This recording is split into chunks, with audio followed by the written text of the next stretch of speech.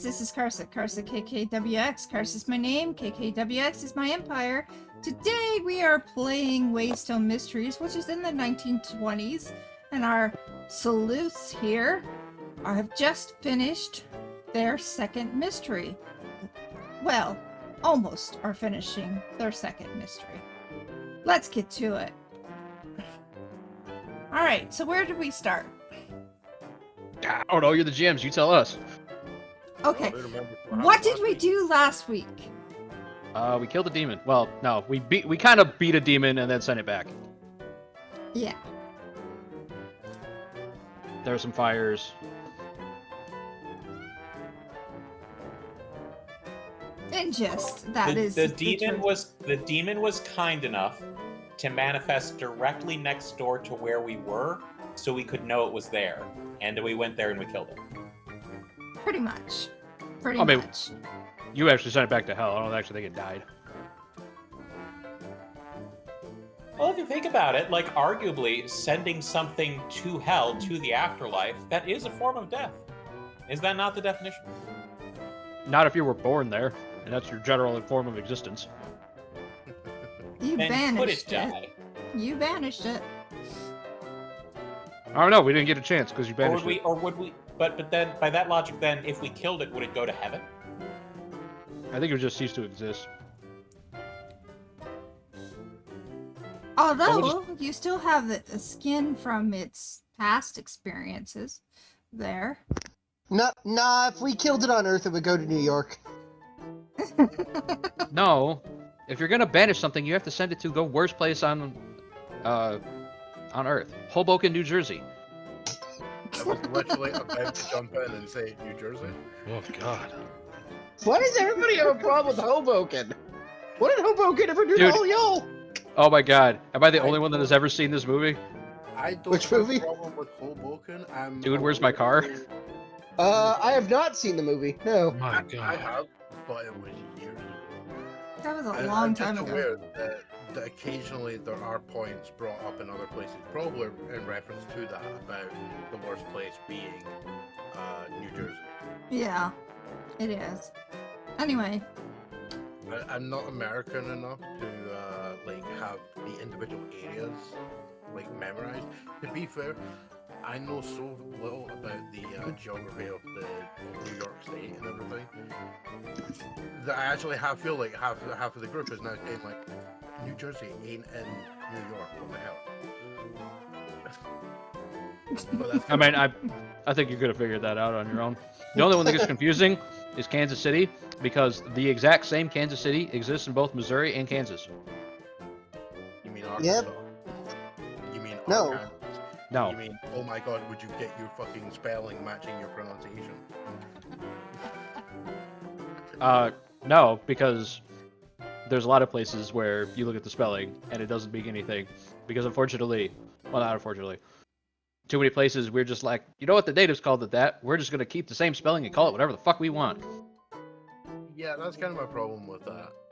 I mean, like, at least the Vikings had the right idea. Show up and steal a place and then give it a new name. Bimbo. But the names end up completely inaccurate, though. Greenland and Iceland. That was done on purpose. Yeah, I mean, I also find that hilarious. The fact that Greenland's covered in ice and Iceland's covered in greenery. And of course, there's a whole thing with Newfoundland. Alright. And it's clearly spelled Newfound Land. Alright, so today we are going to be basically leaving it off for you guys to decide what you want to do to fill out this mystery, and then you will have downtime. That is the plan for today. So, what are the plans that you would like to start with? Well, now that we've already killed this thing, I'd kind of like to know what it was. Hmm. Yeah, same. Is is there a tome in the basement that we're in? Yeah. You do. So- That chemistry table is kind of got stuff all over it. Yeah, Exactly.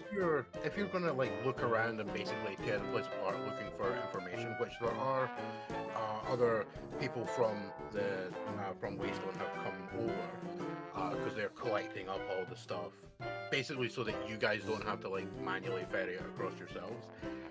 They've come over with a van to throw everything in And clean up the area so nobody will know what happened here. Yes, They're your NTF cleaners now. has arrived. Ah, the Department of Damage Control. Got it. Yes. Yeah. There, you guys do the damage, they take care of the damage.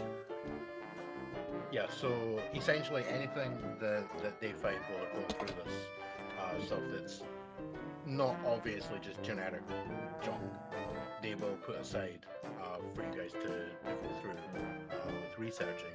And yeah, you would easily end up finding a, like, for lack of any kind of more better term, a full-on hole. It looks like the most cliched book of magic you've ever seen. Ah, so big, dusty, and full of like Cyrillic. Yeah. Is there writing on the cover? There, It's the big book of bad. there's not so much. How I Did It by Jack the Ripper. There's Yeah. not so much writing on the cover as there is more of a artistic scene on the cover. And the scene, Depicting? and I'm about to come up with that. The scene has a tree with a lady plucking an apple. Plucking an apple. So it's the Garden Okay. of Eden. Got it. I mean, understand the language that it is written in. How worldly are you? Yeah. Like in your position at the boy, would you be liable to learn other languages? Yes. Human languages. Human languages? Certainly. I mean, I don't really have any problem with you knowing enough Italian. Of course. You know Latin. Basically, it's in Latin. That I think most people here would know because it was still required in schools. Yeah, I mean, you also know I said Italian. That's fine. But so it's okay. It's all in Latin. All right. Is there any kind of like preface at the beginning or clue as to the purpose of this book or its subject matter? It's basically kind of like the Bible for bringing the world back to nature. Are there pictures? Yes, a lot of pictures.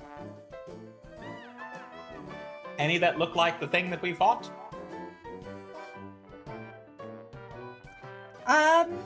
Yes. Yes. Yeah, partway through it, as you're like flicking through pages, you're coming across like effectively this reads like a Bible.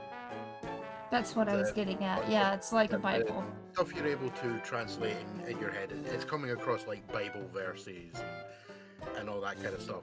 And then you start coming to sections that seem to be placed at random throughout the book that could be like various rituals that a lot of them clearly have a nature leaning to them.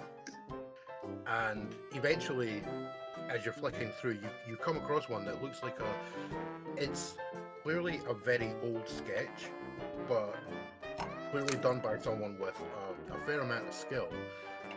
And it almost perfectly depicts what is currently being picked up in pieces and thrown into a big barrel. That's the remains of the creature that you fought. And, Right. Is there any accompanying text to those pictures yeah, indicating this is or? Okay. Yes.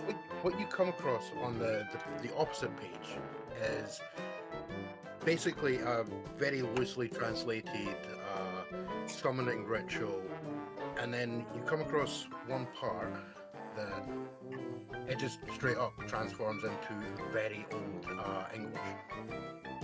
But you're able to make out a very specific word, and I'm going to copy this here so I can paste it into the chat. You come across that word. Taurathanach. Yeah. Which I'm prepared to give this to you. You straight up figure this is likely Celtic because of the specific spelling. Yeah, I kind of clocked that. It's a very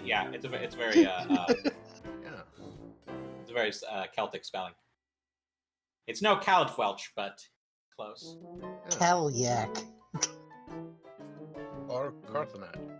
Carthanach. That too. All right. Yes, the implication. The implication is that translation's Carthanach kind of a is the little bit same weird. name. What? The implication is that Carthanach is this thing's name. Yes. Okay.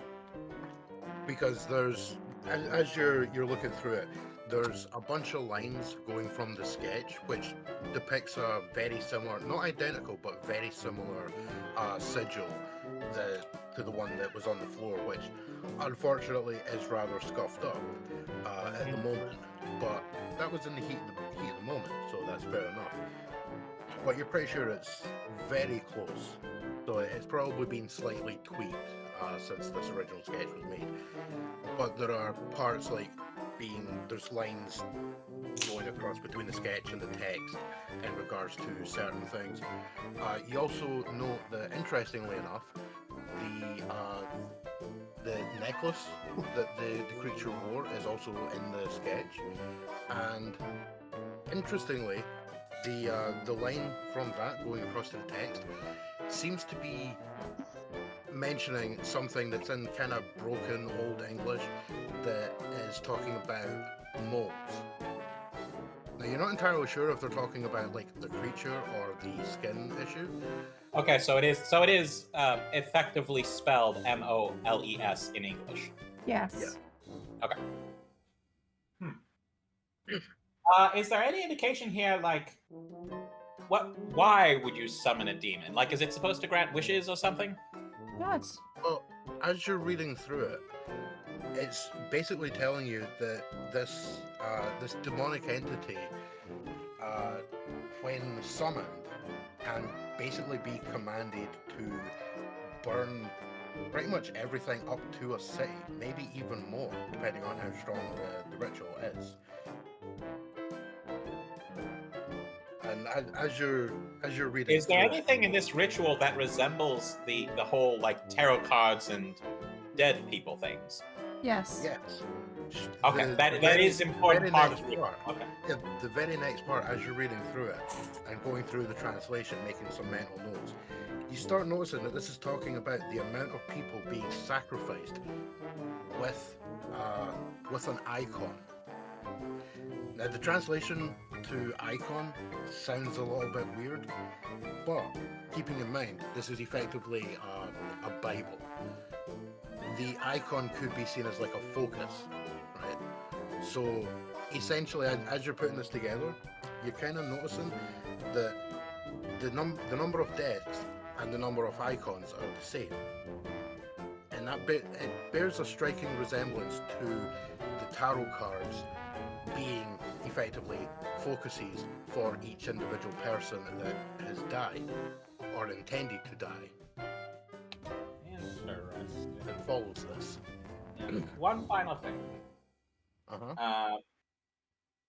Using what I'm gleaning from this and looking around at what remains of the summoning ritual, and with the understanding that I intentionally disturbed the like summoning circle, like I take ownership of it. I did it. It got rid of the thing, so it worked.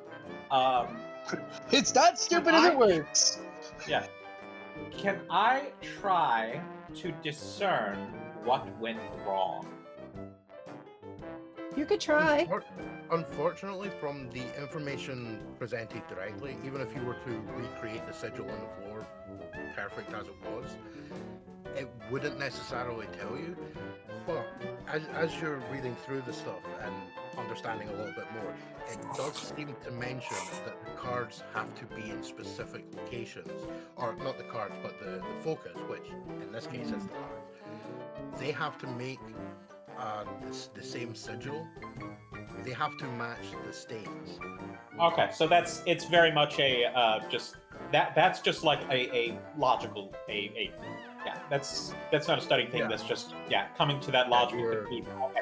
The position of the icons is very important, and we all move the icons. Exactly. That's exactly what you did. That's why, yeah. That's why you managed to be successful in this mystery. So this is and, basically just like a spell for summoning some kind of fire entity to burn things around it to the ground.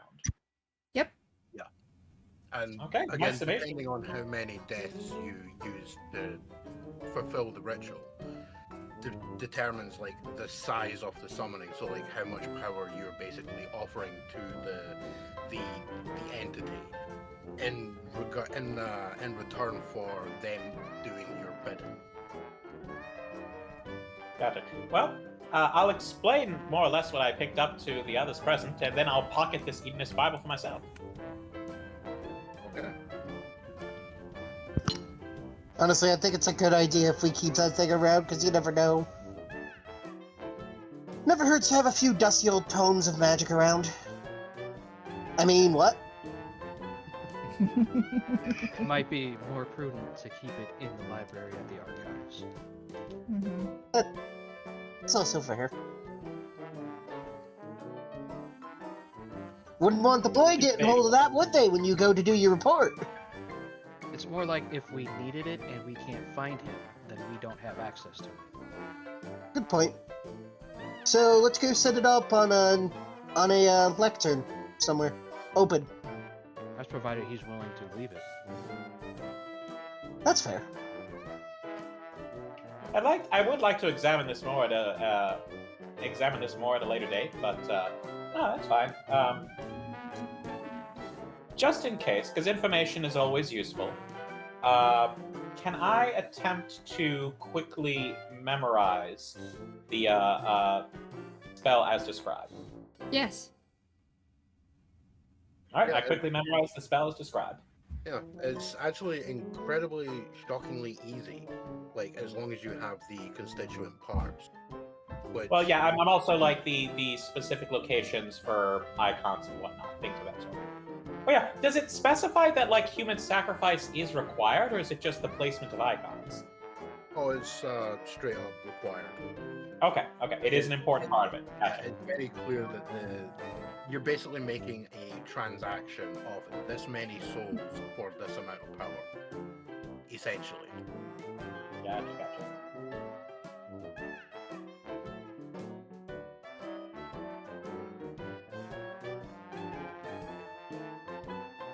And it does. All right, yeah, this should definitely not be allowed. This should definitely not be allowed in the general public. Curious how they got it. Well, you can definitely tell that the You book still has have- seen a lot of use. And yeah, a few pages in, you would start coming across mentions of an order, which, of course, based on like information that was collected before, and I did ask, and it was specified as being shared amongst everyone, is that you can kind of put two and two together that the order that came up in the research into the Great Fires and such that Brock had started with, bringing to the group. There's a lot of discussion about the order being mentioned. Now, does this order have a name for themselves, or are they being very, very generic? Currently, you do not see the name, you only see the order. Yeah.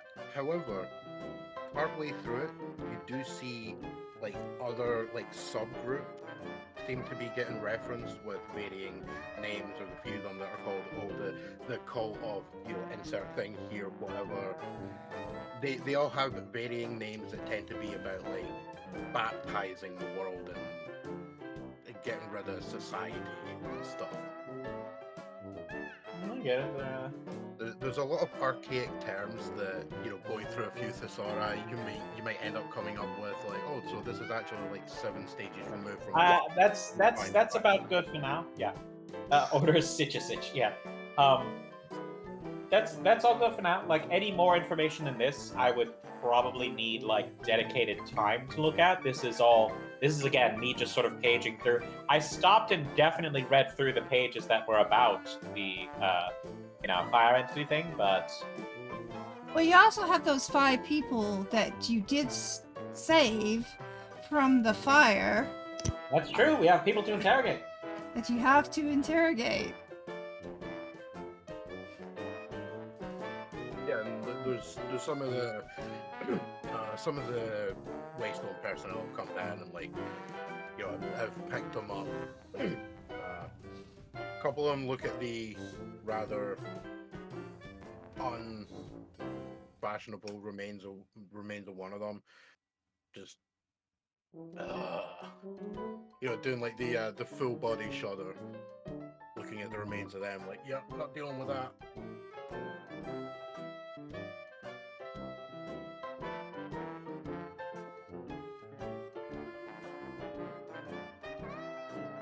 So were they really just banking on absolutely nobody? This is not to the voices. This is not to you. This is out to everybody around us. Okay. Were they really just banking on nobody moving these very distinctive and special and expensive looking cards around? Sounds like it. They didn't exactly hide them in the best of places.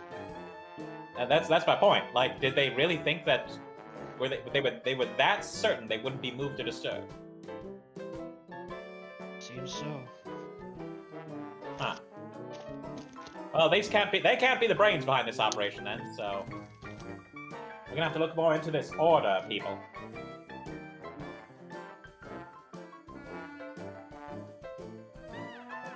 Mm.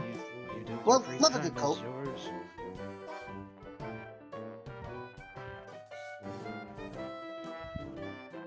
That's it. I guess we should probably get that book to the archives and, honestly, potentially in a lead-lined box.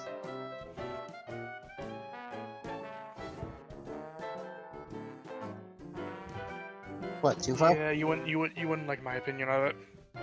Your opinion is destroyed, isn't it? Yep. Well, if we've got an order to go after, I'd rather keep the book around. Don't like witchcraft. Whether you like it or not, sir, it exists. Oh, I'm And fully as long aware as it you- exists. Yeah, no, that's my point. Whether you like it or not, it exists. This can be done. Better for us to have an understanding on us with how it can be done than to be left completely unprepared. I'm aware. The problem is not that this book was written. The problem is that the ritual works. There's every possibility that the book is resistant to being destroyed. That also too. And if you're going to go after magic, like, iron is better.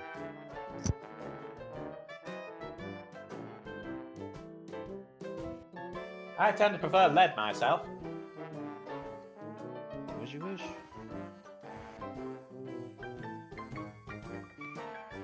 On the other hand, you get a new jacket now.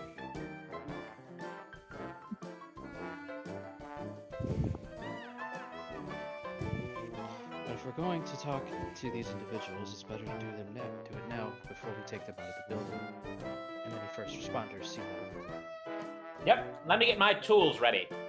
Miranda v. Arizona won't happen for 40 years. Tools. Cain just kind of pulls out some brass knuckles. Oh, come on. That's childish play stuff. I've got dental drills. I've got lots of tiny little hammers. You wouldn't believe where that can aim them. What are you what are we hoping to get out of these individuals? Screams, various bodily fluids, and information. In regards to the information,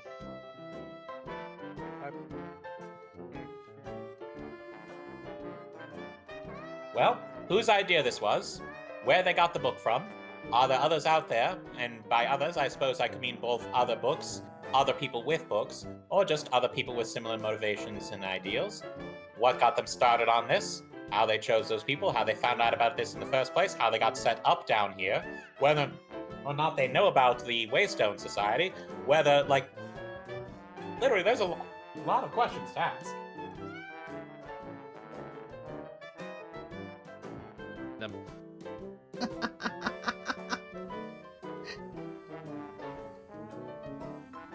I mean, to be fair, while you're leading people out and that, because this would be something that's fair, you want to do fairly quickly. And I mean, I am remembering that you did call this out last time in the end part. So yeah, as you take these survivors out, and some of the Waystone people are assisting you in that endeavor, they go to take them over to their van. And then you're like, no, this one.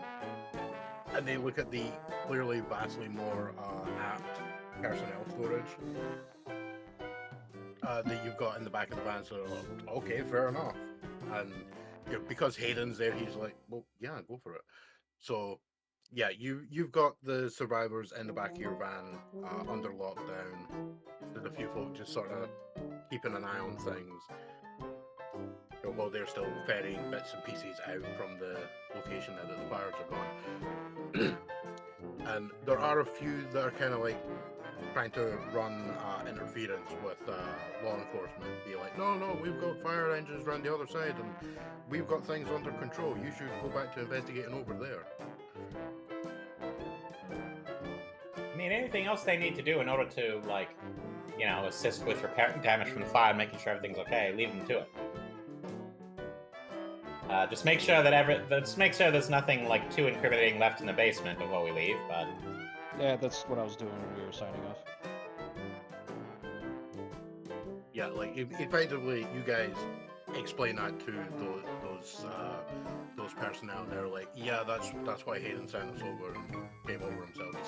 He's outside in the car, chatting with a couple other people, taking some stock of what's being brought out and put in the van to be taken away and kept secure.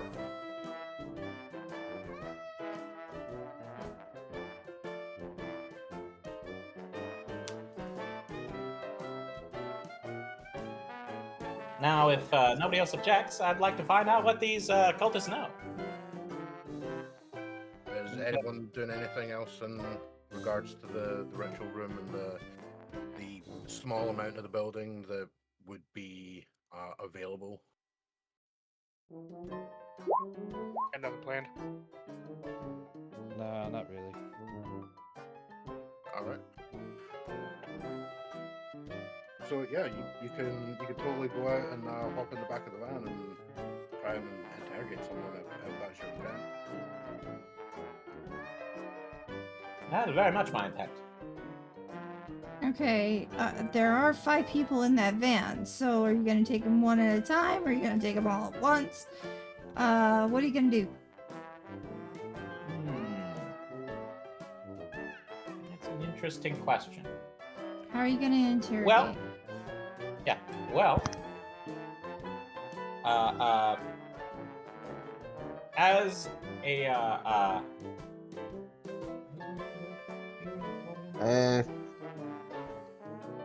as a professional who works for a large, vague, and sinister government entity, I, of course, know the best possible way to get this kind of information out of a group of suspects, and that is the way I would like to use. So you are, in fact, giving them coffee and cookies and being nice to them. If that is the best way, then that is what I would do.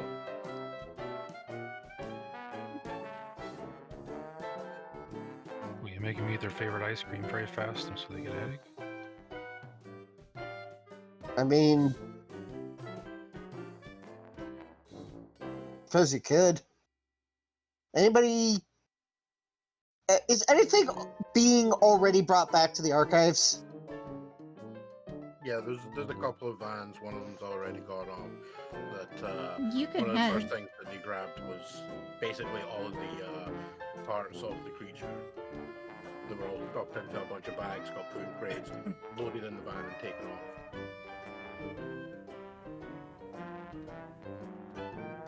Well, Alright. Francis is gonna actually split from the group and go back to the archives because, considering everything that's gone on, he works at freaking MIT.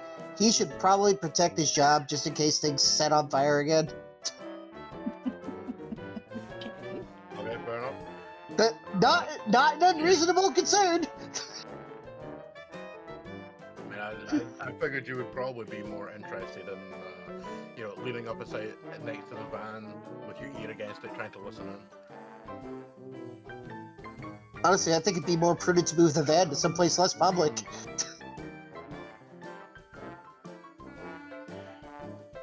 What would be the best way, considering one of them did just straight up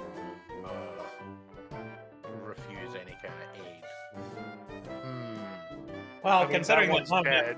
considering that presumably their leader was violently murdered by the thing they tried to summon, Yeah. Well, I would like to go for a manipulate someone role, if possible. That seems like the correct action to choose here. Possibly investigate a mystery, but I leave that. Well, well, just hold tell on, us real what quick. you're doing first, and then we'll decide which one. He's already said what he's doing. So for a qualifier, if you're looking at a group of people and like one of these is clearly is older than the rest, Yeah. and clearly like has more of a refined look. The rest of them, the robes and that they had were clearly not that great quality. None of them really had any jewelry or such other than the small necklace, and where there is one that clearly has a bit more stuff. She's got a few rings on, and the robe that was barbecued was clearly of higher quality. So if you have the impression that one of them is more likely to have information than the others, which end would you start with? Would you go for those that probably don't have as much, and then keep the other one for last? Well, it actually depends on a couple of factors, but one thing to consider, obviously the person in charge would know the most, but the people that aren't in charge would be the easiest to lean on. Well, yeah, Make them believe that they're being set up as the fall guy, and that it may be possible to arrange for them to receive a lighter sentence or just be released entirely if they tell me everything they know. Use that to build a large enough case against the person in charge, to then confront them with it and get them to tell me. Of course, that's assuming we have more time to work. We have a lot of time to work with. That takes You time have to all build up night. those things. If we're going for no, I'm talking about in universe time here. Well, okay. In universe, doing that would take days. Right. Alternatively, I suppose there's nothing wrong with just going through and starting with a big, what was going on, what do you know? All of the questions I previously maintained to each of them separately, while at the same time intimating to each one that I'd already gathered that information from some of the others. All right. Yeah, because that would be kind of difficult with them all sitting in the back of a paddy wagon. Yeah, so how are you going to set But this up is what I'm trying to ask you. In saying that, you do know that you could take them back over to the archives area, because they do have a bunch of rooms that you could individually interview these people in. That's fine. And get them Don't medically have to treated. do it in the back of the. We're just going to ignore one of the DMs tisking in disbelief that you would offer medical to who's clearly the villains here. But yeah, you have access to extra space. You don't have to do it all in the back of the van. Is is mainly what I'm pointing out. But yeah, I mean, it's up to you if you want to question them right now, in regards to them all sitting in the back of the van, or if you want to go for the. We can start with some questions right now. Like, there's no reason we can't do both. Yeah. Like, it's very obvious what my first set of questions is going to be. They know, before I even open my mouth, what my first set of questions are going to be. Who are you, and why haven't you got pie? No, it's Who are you? What were you doing? How did you get the book? Like, again, very obvious questions that are at this point really just questions with a bit of intimidation. Actual interrogation will come later. What were you doing on the night of the 5th? disagree. I think the first two questions we should ask is who is your daddy and what does he do? All right. So yeah, when you start asking the questions, effectively, the clearly lesser members, they're sort of looking between each other like, should we answer this guy? Oh my god, I don't know. Every time they're looking away, they're like, oh shit. Except for that one that's clearly higher up, who's effectively trying to like send you back the what did you say, the intimidating look, like she's glaring back. Oh, is she glaring at you? Not intimidated by the initial step, like she's probably gone through this before, that's the kind of impression you get. The rest of them keep sort of glancing at her to try and get something, and she's not really giving them much to go on. So basically there's a general sort of mutter of, well, we're the cult, until there is a small cough, like a throat clearing from the other one that immediately shuts everyone up. Got it. Okay, so you're just a bunch of people trying to commit arson. Well, let's see. Start There's a doing few up the math hesitant here. looks. Assuming that we can, let's start doing the math here. Okay. All right. Given the number of people active in the building, the location, you can not only be charged with arson, criminal mischief, several counts of attempted murder. Let's see. You, which is the youngest looking one there? That would be Mary. Mary. There's a. Okay. Mary, by the looks of you, once we're done, you should be getting out and seeing you should be out in fresh air, getting daylight again, sometime in your late 50s.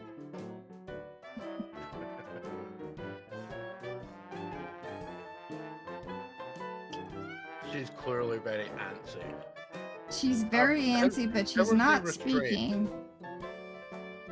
How are they restrained from attempting to make any kind of breakout? Like, I have an assumption on the answer, but I want to check. As a part of its construction, there are like chains and manacles inside, but there's also just a collection of standard, for the time, handcuffs and whatnot. Okay, yeah, that's what I was assuming, but I didn't want to assume. So yeah, you've got her like restrained with that. There's a bit of chain rattling going on. Like, she's not exactly trying to break out of the chains, but like she's clearly trying to shift because she's uncomfortable at the idea of not seeing the sun for the best part of the next 40 to 50 years. I mean, trespassing is also a crime.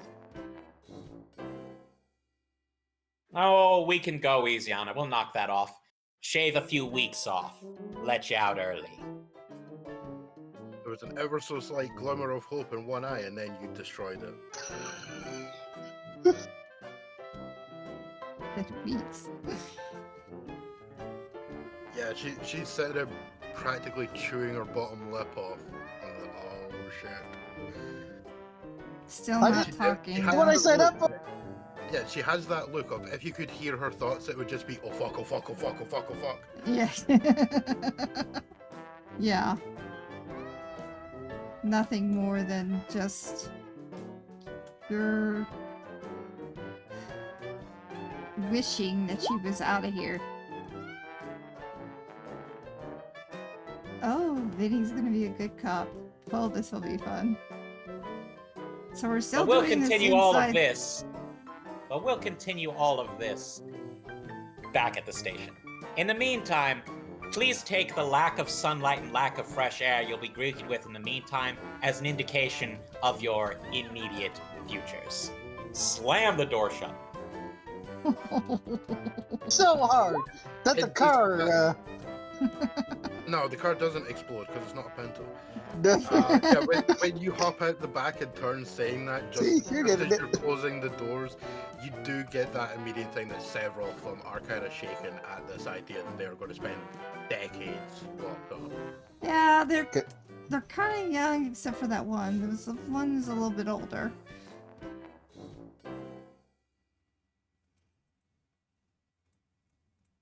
Might have been around a while. All right, let's So, get them yeah, back to wherever yeah, it is we have that we can store people. Well, as soon as you close the door and you go to move away from it, as you turn, Hayden's standing there leaning on the cane, and he's just like, "We have a few rooms. We also have van access at the back of the building." Perfect. Alright, so you would like to head over or have one of my guys? Although- He'll kind of snap his fingers at one of the guys who'll come over and he'll say, "You go with Nathaniel here and show him to the lockup at the back." Yes. Yeah, as we're so driving- that, As we're driving over before there, that happened, so one of the people says, did you forget the sacks?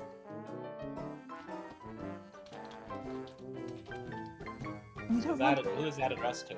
I don't want them to see where they're going. Hayden immediately Oh, gestures oh, to the van. Okay. Clearly it's not covered in windows. I'm sure This- it'll be fine. It's literally designed for transporting monsters. There is no way to see in or out. Oh, okay. Yeah, I'm The, pretty sure. the only thing that- they can do is breathe. I'm pretty sure that the description of paddy wagon is not by mistake.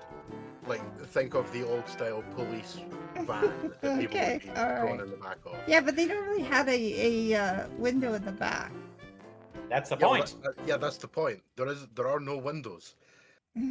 Typically, you It's a get thrown box. in there. This the is next actually thing you something see I'll is turn the to road. Vinny as we're driving and discuss it to him. You know, another possible option would be to just leave them in there, park this van somewhere really bright for a few days, and then ask if anybody wants to talk. That would be an interesting option. No, okay.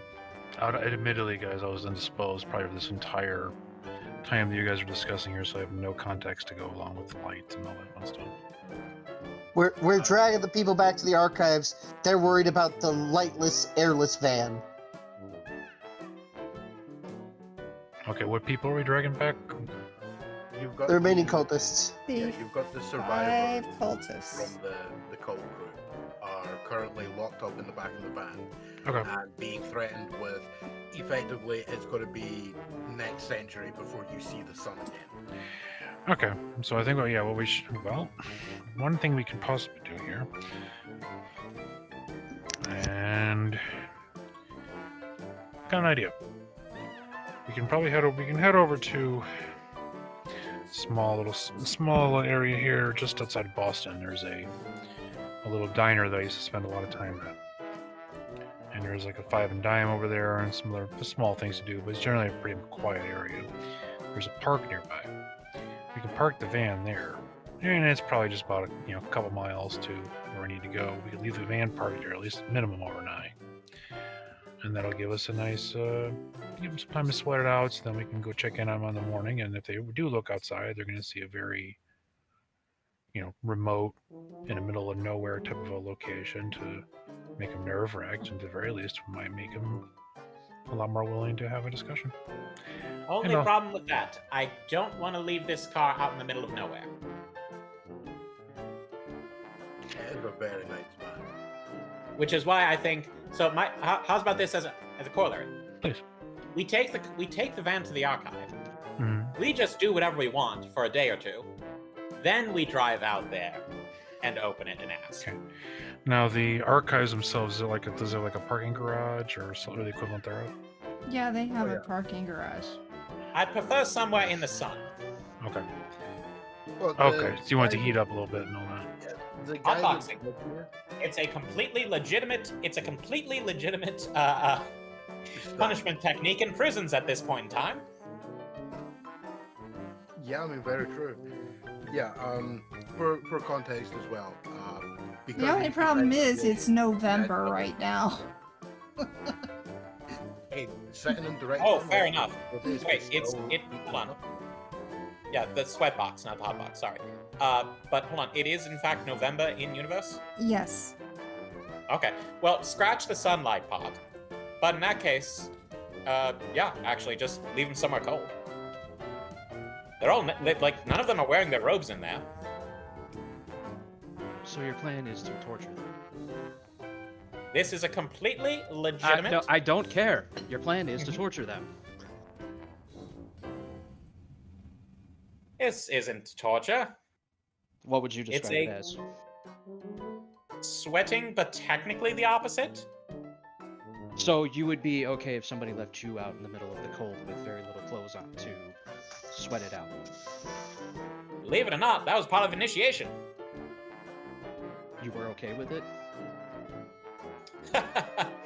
No, but So you think it's okay to treat other people this way?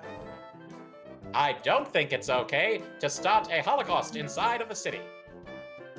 So your plan is to be just as bad as them? Oh, they were much worse. Oh no, yours is very directed, vindictive.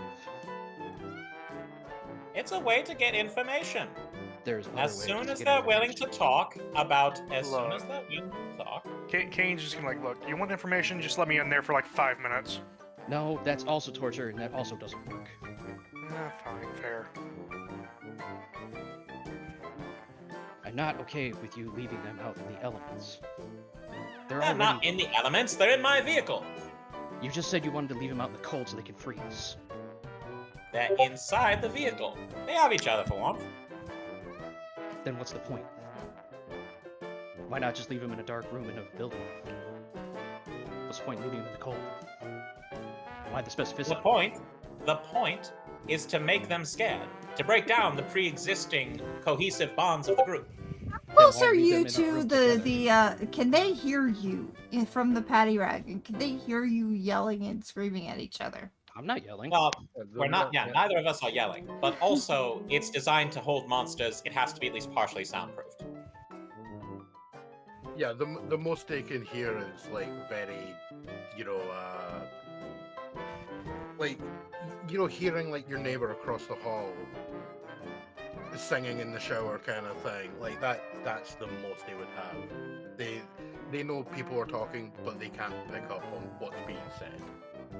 Right. I mean, you can probably pick up on every other word, or every few words. If that's the case, then that will make things interesting. All right. Because apartments aren't that thick over here. Okay. It's Now, also made I out of don't know where fucking this description steel. of apartments is coming from. I'm thinking that, if there's a werewolf, there should at least be capable of dampening out some of the howls. Say, this thing's probably made out of fucking steel. Okay, so it's impossible to hear too. Okay. I just wanted to know. They can hear people talking, but I highly doubt they can pick up anything that's actually being said. Yeah, Right. fair. Okay. Okay, so I would like to point out that you guys have had it pointed out to you that there are holding cells at the archives. We're getting there. Because Francis is no longer in the scene. Then you I mean, couldn't can have be. said anything about that. Yeah, you were just making comments on what they were saying, so you're in scene. Oh. They were willing Mhm. to kill thousands of people in this city. I am trying to frighten 5 people. They will live. They will recover. They are injured already. One of them got absolutely splattered. That you could tell from the remains was the leader, and it was one of the younger, newer members that spat in Elle's face at the offer of aid, and subsequently was allowed to succumb to their very painful, very brutal wounds. The other 5 are scuffed Oh, up. speaking of which, Al, yeah.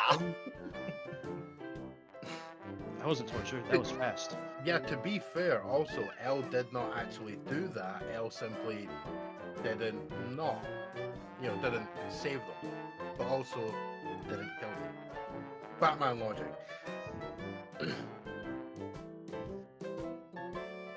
Well, let me phrase it like this, because my character, I obviously can't know what's going inside of Elle's head. Did I see someone die horribly while Elle was trying to tend to them after they spit on him? Her? It? Them? Yeah, that was pretty open in the room. Yeah. What conclusion can I draw, other than the fact that Elle violently murdered this person because they spat on them? But they clearly Like, that is a died- perfectly logical conclusion to draw Yeah. from this. Though also based on what you would have seen, they clearly died in a manner that kind of would have required Elle to be like physically attacking them. Based on the natural understanding of how violent death goes. Yes. And Elle wasn't doing that. Like, to be fair, I'm gonna try to figure how exactly a depiction of bloody mess would go if it's a failed healing roll. Think implosion. It just liquefied. Yeah, unfortunately, it wasn't until afterwards, and I was saying this to the player afterwards. It wasn't until after that thing that I suddenly realized what I should have done was had them basically burst into flames in the lake. Because that would be more appropriate. But, oh well, we live and learn. Or they didn't, but we do.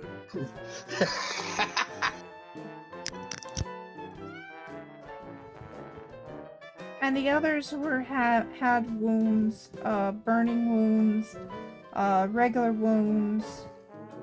So Anything we saw that looked life-threatening? No. No. Okay. No, as I say, they're scuffed up. They would look like they've been in some sort of fight, but it's just like small, sort of surface level cuts, bruises, burns. Nothing that. Well, You some could- you will third degree confidently burns, believe- yes. No, none of them have third degree burns. Third degree is full on life threatening. Okay, second degree. You are definitely confident on your understanding of medicine. You could leave them alone for a week and they will be fine. Well, Like leave them alone as in no medical care. Well, I was gonna say, assuming I infection. am setting. going to be bringing, like, there will be food and water after a day or two. Like, but yeah. Yeah, specific medical care at absolute minimum, they do not require. Sure. All right. Then yeah. Elle, Hey, I failed to see what your problem is. Because you are going to willingly inflict fear and suffering on somebody to get your own ends. Where, like I said, we could literally just give them cookies, tea, make them offers of like pleading a case for them for a lesser sentence. Cain's gonna walk away for a minute. He's gonna go find Keeping in Jim, mind, what's his name? keeping in mind that Aiden? in mind that we cannot actually convict someone for trying to summon a demon. Like, that's not actually on the law books. And that any kind of punishment they receive will have to be extra legal by its very nature. True. I didn't say anything about legality. I'm not talking to Elle right now. Neither did I. Yeah. I didn't say anything about legality either. You were just Realistically, all talking we about got- reduced sentence. Well, I'm true. saying reduced sentence to get them to listen to me. Well, here's the thing. At worst, because as you said, we can't convict somebody for summoning a demon, you get them on trespassing and potential illicit, unregistered religious activity. Maybe need to attempted stop arson if speaking. you. At least for the next 10 minutes, possibly much longer. Or you could just leave me in the van with them and I'll drive them insane. Elle, what do you suggest then? You don't like my idea, what is yours? Well, we at least give them a chance to talk first. And if that doesn't work, I'll defer to your plan. I just did. You Oh basically. wait, you weren't there. Fair enough. You weren't in the back of the van. I mean, we can retcon this to a conversation just before you guys were actually leaving with them. If it makes everything easier.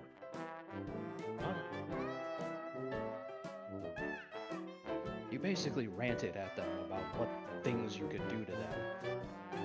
And then closed the door. Fair enough. I've got an idea. We'll give them a chance now. And if they still all say no, we'll try out my idea. Does that sound good? Okay. Walk over to the back of the van. Not here. Well, are we not at the archives now? Like I thought we were having this conversation while driving there. You could have that conversation while driving. I'm confused. It's fine. We're at the archives. All right. When we get to the archives, I'll walk around to the back of the van.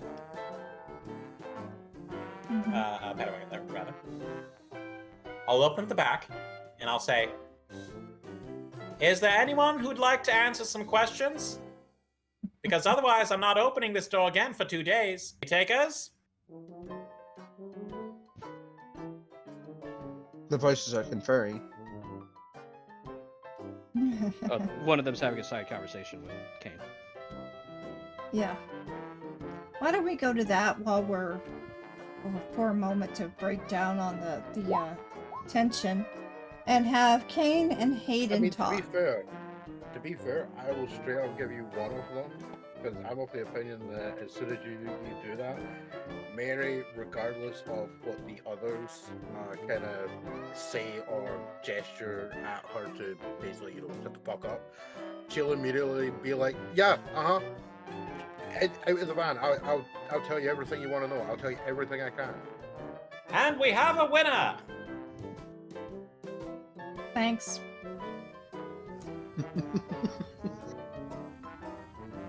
So shall I go put on a pot of tea? Coffee? Everybody want Toll House? The Waystone dude who directed the van to the back lockup, just like, "I can show you where we've got the kitchen stuff." All right. That's good, alright. Vinny! Aye. Why don't you talk to Mary here? Get her out of the van, get her some clothes, some food. I will say, for all technically, yes, they lost their clothing initially. When they were brought out, they did get some kind of like Blanket? Something to wear. Blankets or whatnot, yeah. Yeah. they got, Get us like, some real, oversized get us some jackets. real clothes. Get us some real clothes, some real food. Yeah, let's get that. All right. Yeah, Francis will head down to the kitchens. First off, are you hungry, man? A little bit, but I also have to say, Well, just wanted to make sure we introduce ourselves. My name is Mr. Finch, and this is Mr. Nathaniel. And we're going to be here asking you some questions here. Out of character question, is Elle here as well, or no? Elle is staying with the other 4 to make sure nobody goes in there and starts cutting on them, or freezing them, or burning them. Okay. So just me and Nathaniel. As far as I knew, it was just you. Okay. No, yeah, like Nathaniel's playing bad cop here. Okay. Mary capitulated, so she gets to talk to good cop. Okay, now I need a lot of context here, guys. What specifically are we looking to get out of this? Because again, guys, I'm missing a whole lot of context here. you aren't missing much actually out of character. You do know that these were the ones that you found last week at the fire. Was that what happened after I went to sleep? That was it, because we all were done. Yeah, remember the 7 people that were around the demon when I got summoned? Oh yeah. This is one of them. Yes. Okay. Now I remember. Okay. Basically, anything about this order that got mentioned in the book we found with them, anything about said book. Got it. Okay, now I got context. Thank you. So now you guys are putting them Francis into... eventually shows up with a pot of coffee and the sandwiches. Thank you, Mr. Francis. Lake. Just call me Lake. All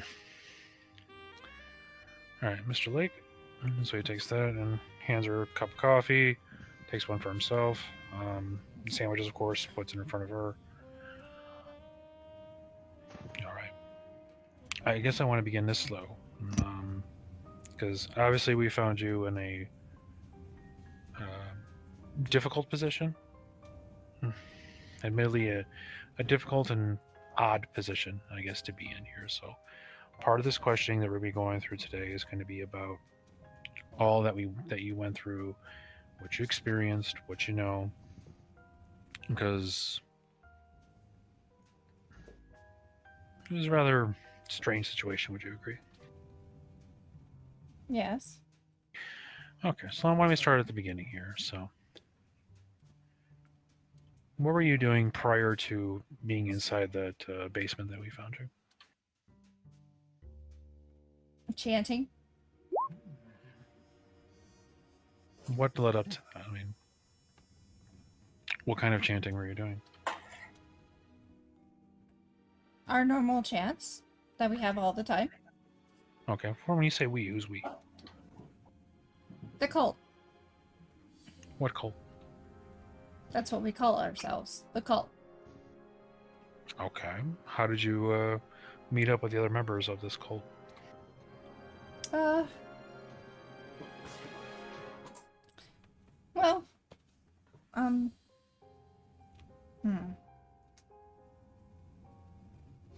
It kind of started when things were just starting to... Kind of started when, things were just... When our crops started dying. Okay, our crops, who's our? When you say our, who are you talking about? Our family's crops were dying, and that's when I All right, went our. to When you look say, again, for you're saying our. Who's our? our family.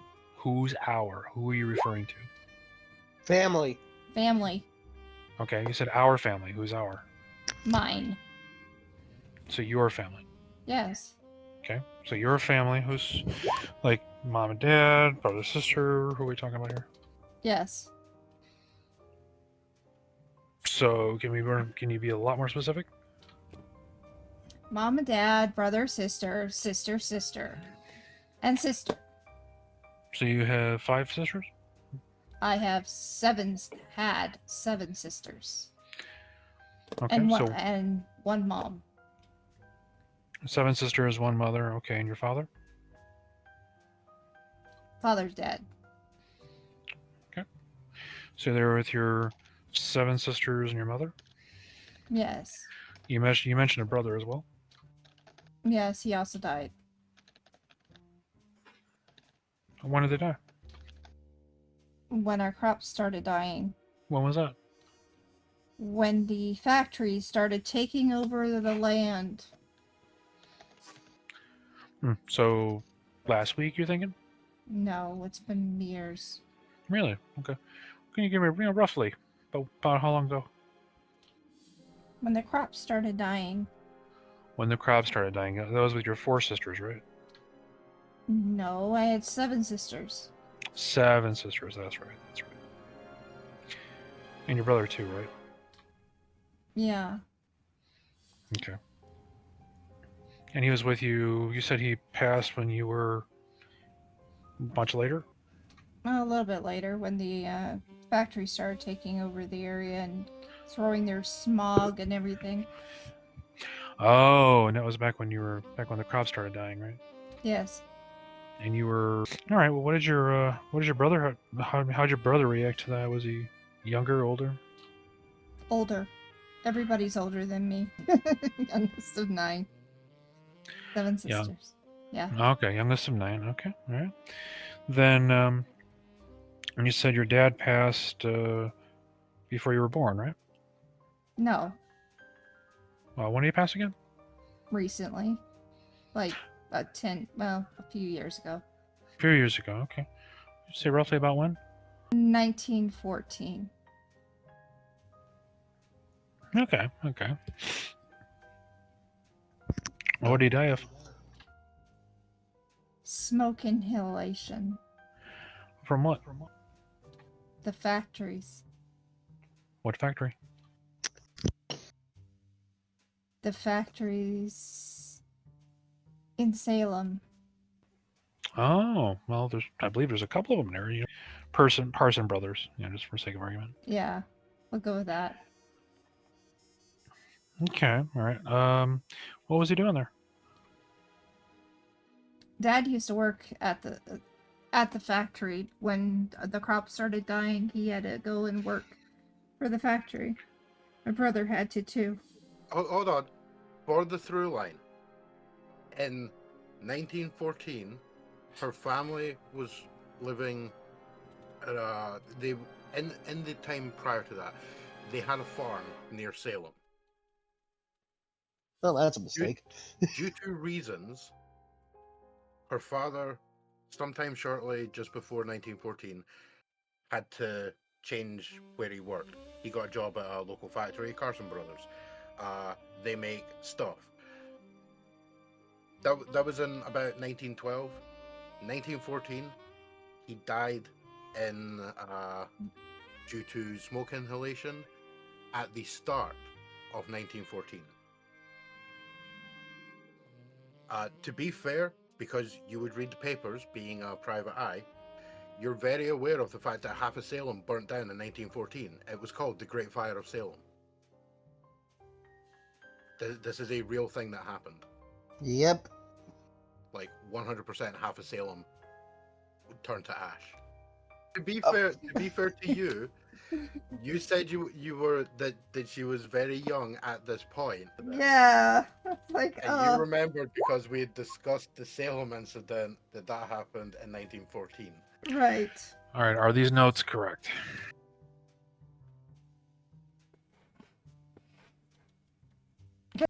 Died in 1914. Yes, due to reasons, had changed jobs. A fire burnt down the factory and the father died. Yes. Okay, that was you and you said you had a family of how many again? With myself included, there are 9 children. 1 mother, 1 father. And that was after you. Okay. So 7 children, so including yourself, it was... I'm the youngest. So how'd you meet up with this whole cult thing and whatnot? You're talking about all this chanting stuff and whatnot. When was your first experience with that? About the time my dad died.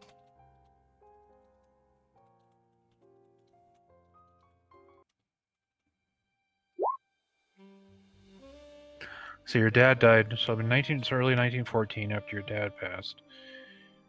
You met this cult. Where'd you meet him at? In Salem. Oh, okay. What were they doing? Like hanging around the corner? Were they friends of yours? Did they... They were holding a vigil for all the ones who died in Salem. We're gonna say that she was 14 when her dad died. It doesn't change that she's still the youngest and most impressionable of the group that was quote unquote rescued. Fair enough. Yes. Fair enough. Please continue.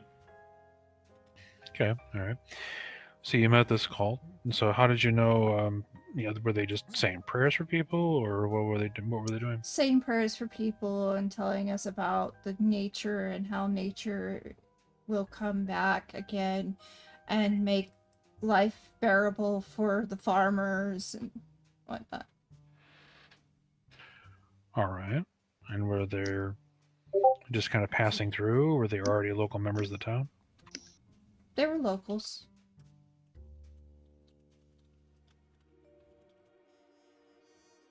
And what was it about nature you said? Yes. They preach about how nature did what, I'm sorry? They preach about how nature will take over the cities again someday. I'll be honest with you on this one reason. The only reason why I'm talking to you is I'm a little bit upset with the cult itself. Okay, why is that? I found they're the ones who started the fire. When my dad died. Just recently. So you recently found out that they were those ones that started the entire flame you're talking about? Mm-hmm. Yeah, and how'd you find that out? Some in passing, one of the others talked about it. Who talked about it? Rachel.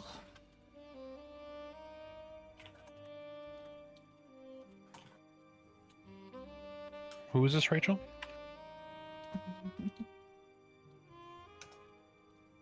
The leader. Well, now leader. She's a second in command. And she's the one who told you this? Mm-hmm. Well, she didn't tell me. She said it while I was listening in on her.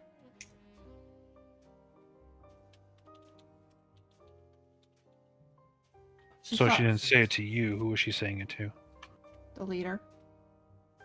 So Rachel and this... Who is this leader? What's this leader's name? Catherine. She's the one that died. She's the one that the monster killed.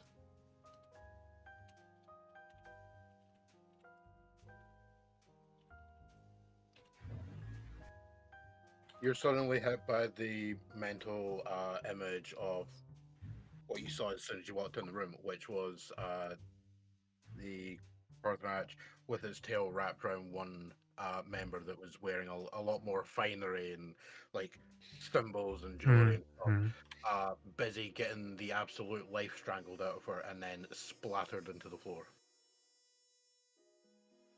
So Rachel told this Catherine about it, or were they discussing it? They were having a discussion, and they were talking about how they were supposed to do the ritual, and I overheard it.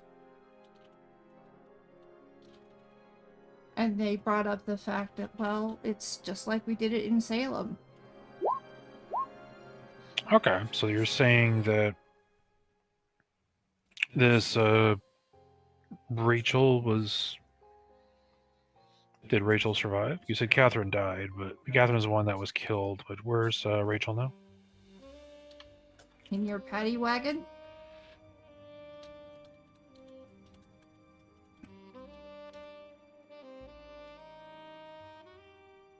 As you think back on it, the older member who clearly had a lot of disdain for anyone else potentially breaking at the words of Nathaniel, she kind of does have a Rachel look to her. Okay. What would you describe as a Rachel look? Her face. You ever seen Friends? I mean, that's Okay, yeah, fair play. The main thing I'm going for is like when you look at somebody and like, oh, I can just tell that guy's name is Robert. You know, it's one of those things. She looks like a Rachel. All right. So she's in there now. All right. So you found this out. When did you just find this out? About the fire and all that?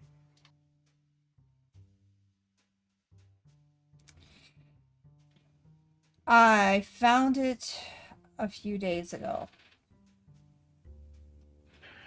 Okay, all right. So tell me about this. You found this out here. So what led up to all this? Let's go back a bit here, because this whole chanting thing you were doing. Maybe a week ago. The chanting is a chant to the Green Mother to help the crops grow and to make nature grow again.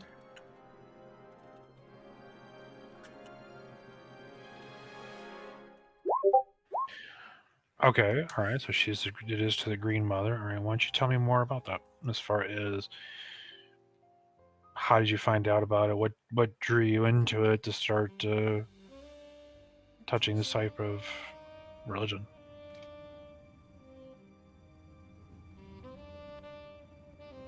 I don't like what happened to my dad or my brother. Mm-hmm. And Well, you never said what happened to your both- brother, just the fact that he died or when he was They young. both died at the same place, and they both died at the same time. So they both died from the fire? Yes. Okay. All right. So why don't you tell me more about? So you found about the fire and all that. All right. Well, the locals were, these cult members, and you said they started to kind of, were they recruiting you, or what happened with that? Well, they recruited a lot of people when it came to the sigil, or to the vigil, because there were so many people who died and was grieving and wanted to find a way to survive. And a lot of the farmers had lost their homes or lost their farms, so we were looking for hope. Okay. All right. So. All right. So what did this cult promise you guys that drew you in? That we would get our farms back. Okay. That was a little while ago. Have you gotten your farms back since then? She fiddles and starts getting very antsy at this point in time. I mean, it has been 14 years, right? I know. But once you get in the cult, you can't leave. Why not? They'll They find said you. they promised you to get your farms back. You never did. So why'd you stick around? Just told you. Did you think about leaving? Yes. Then why didn't you?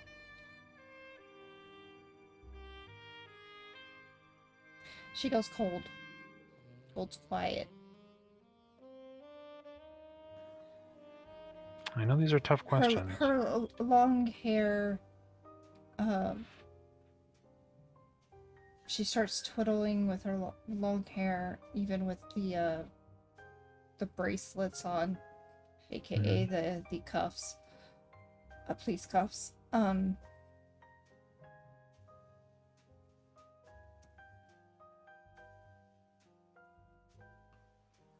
Look, Miss Greensleeves, I understand this is hard.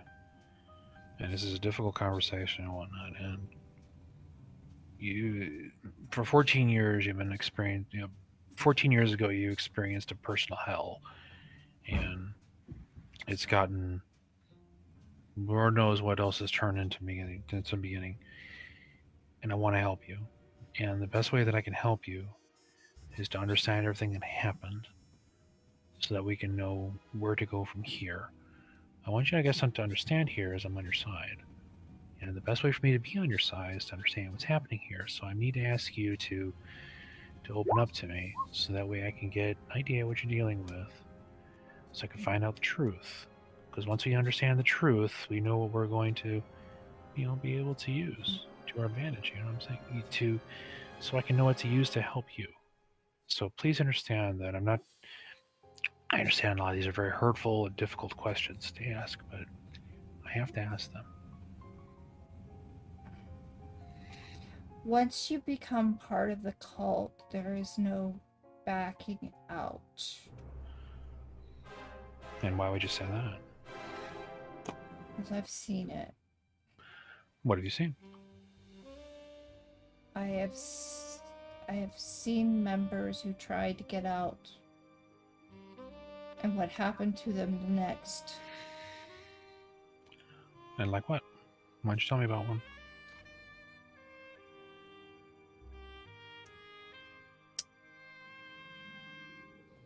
I think you know one of them, or did. I can't assume anything right now, Miss Greensleeves. I need just want to understand the truth. So I don't infer, just tell me straight up.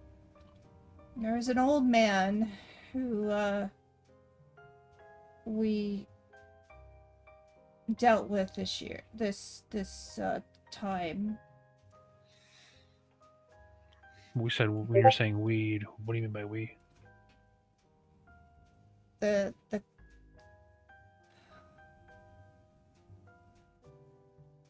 word impure was written on their body. Okay, how do you know all that? Did you see it? Were you there when it happened? I have to say I was an accessory because I was there. Okay. Did you say you saw who did it? Rachel.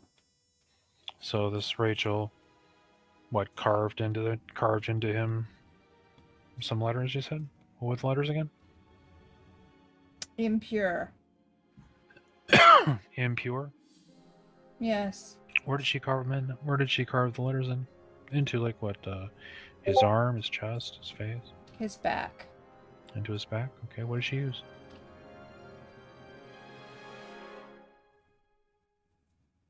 One of the tarot cards. So she cut him with a tarot card? Yes. Alright. So were these cuts very shallow, or are they deep somehow? Very deep. And she cut him with a card. Yes. Like, he reaches into his pocket, pulls out like a pack of, like, regular, like, bicycle playing cards. No. Like these types of cards? No. Nah, dude, she told you it was one of the tarot cards we found.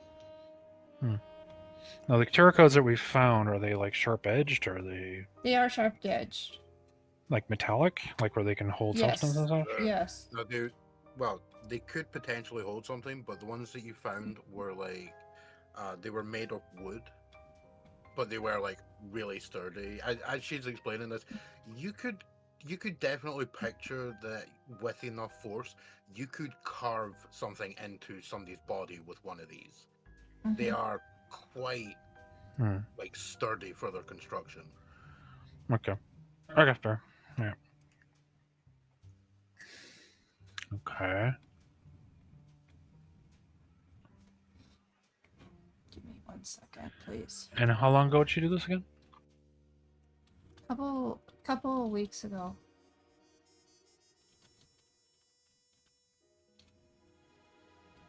He was at the beach.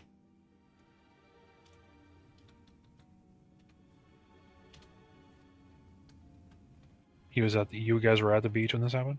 Mm-hmm.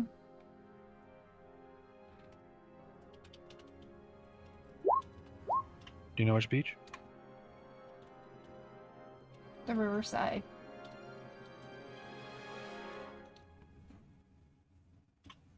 Roughly about what you said a couple weeks ago. Do you like, was it the evening? Was it the morning? Afternoon? It was in the evening.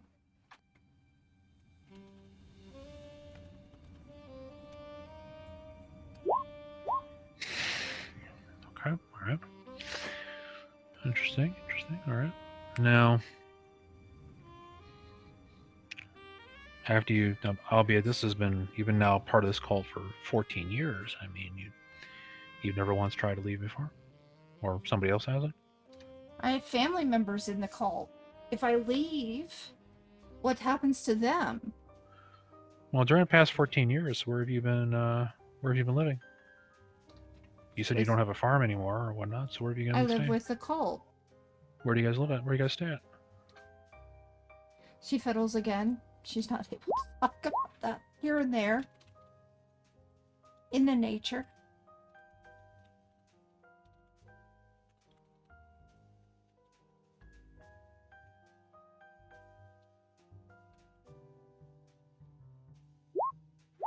In nature? Okay. Like, where at, roughly? I mean, obviously, how many people are a part of your cult? I honestly cannot give you a number. Is there a dozen? 5 of you? 1,000, you think? I mean, what do you think? That you yourself have seen. That I've seen? That you yourself have seen. I mean, I can't ask you to estimate something you haven't seen, so just purely off people that you've seen yourself. At least 50. At least 50? Okay. But that was because it was at this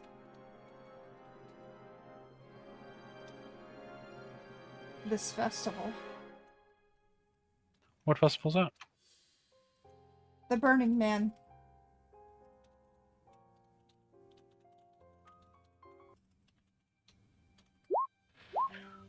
Okay, tell me about it. Where is this? Is that where we found you at? Where they found me at?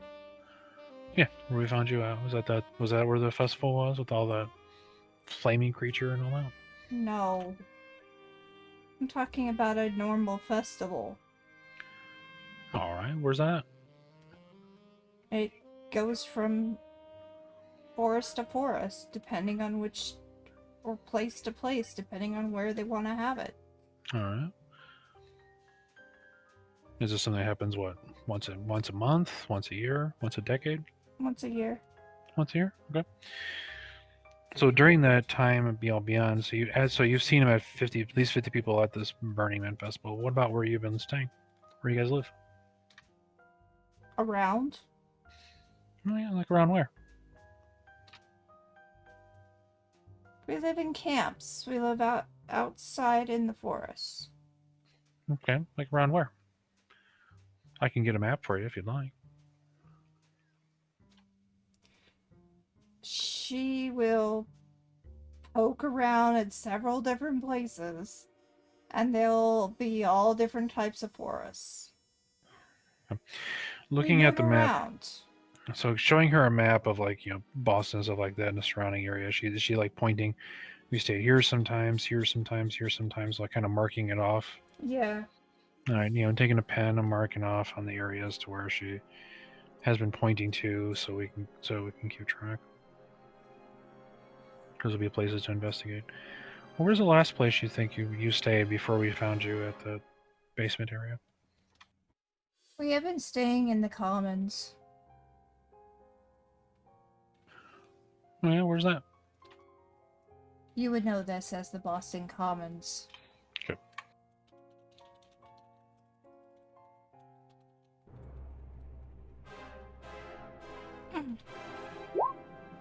Now that creature that we saw, Mm-hmm. is that something you've seen before? No. Is that the first time? Yes. Okay. We saw something here. It looked like it was a large book, I guess, and it has a picture of a. Let me check my notes here. Woman. Looks like a woman plucking an apple. Yes. Eve. Do you know anything about that? You said that's Eve, you said? That's Eve.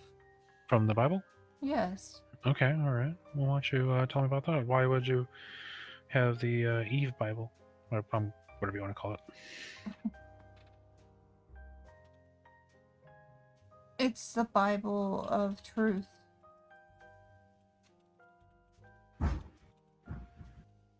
The truth that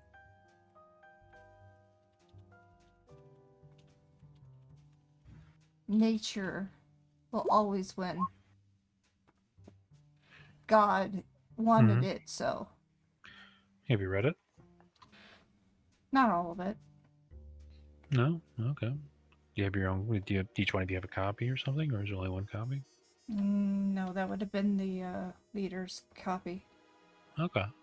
But you've read a lot of it. It's read a lot to us. Ah, okay. All right. Okay. And so you want to tell me more about when it was read to you? Was it ever talked about with the summoning of these creatures or whatnot? And what they would do. Oh, it did? Mm-hmm. What did it say? It would bring the cities back into nature.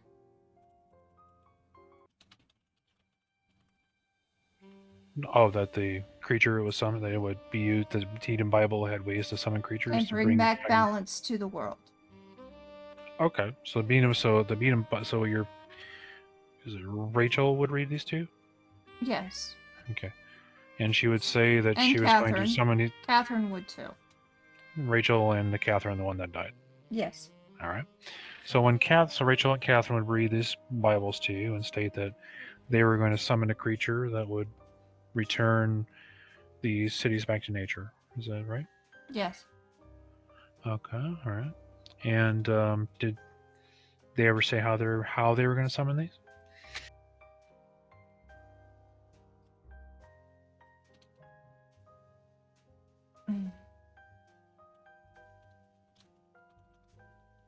They said that they would create the sigil in different places along in the city. And when we finished the sigils, we would call upon the lady. Upon the lady, and you're referring to which lady? Korthanark. Korthanark. Lady Korthanark? Mm-hmm. Okay. All right. Korthanark. Yeah.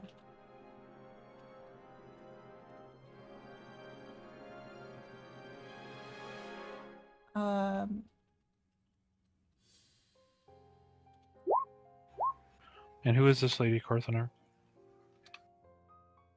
She's the witch to bring back balance. Okay. So she was the witch, was like the witch or the creature that you were summoning, that fire creature is Lady Korthanark? Yes.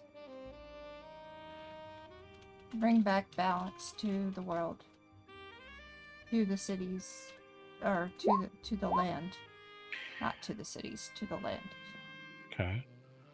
So you use these, so you summon these creature, and so you knew this creature was going to be summoned, right? And you thought that it was going to bring back all of this, bring back the cities back to nature. Now, where I'm a little lost, I guess, is why did it take 14 years to do all these incantations? Why not do this many, many years ago? Why not do this 14 years ago? I don't know. Okay, all right.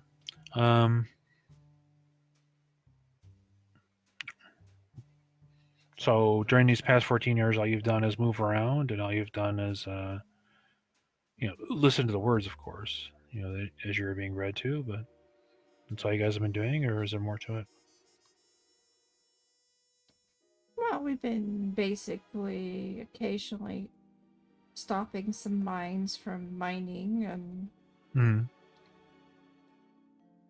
Environmental activism, in other words. Yes. All right. Good. Nothing wrong with that. It's exercising your First Amendment rights. Okay.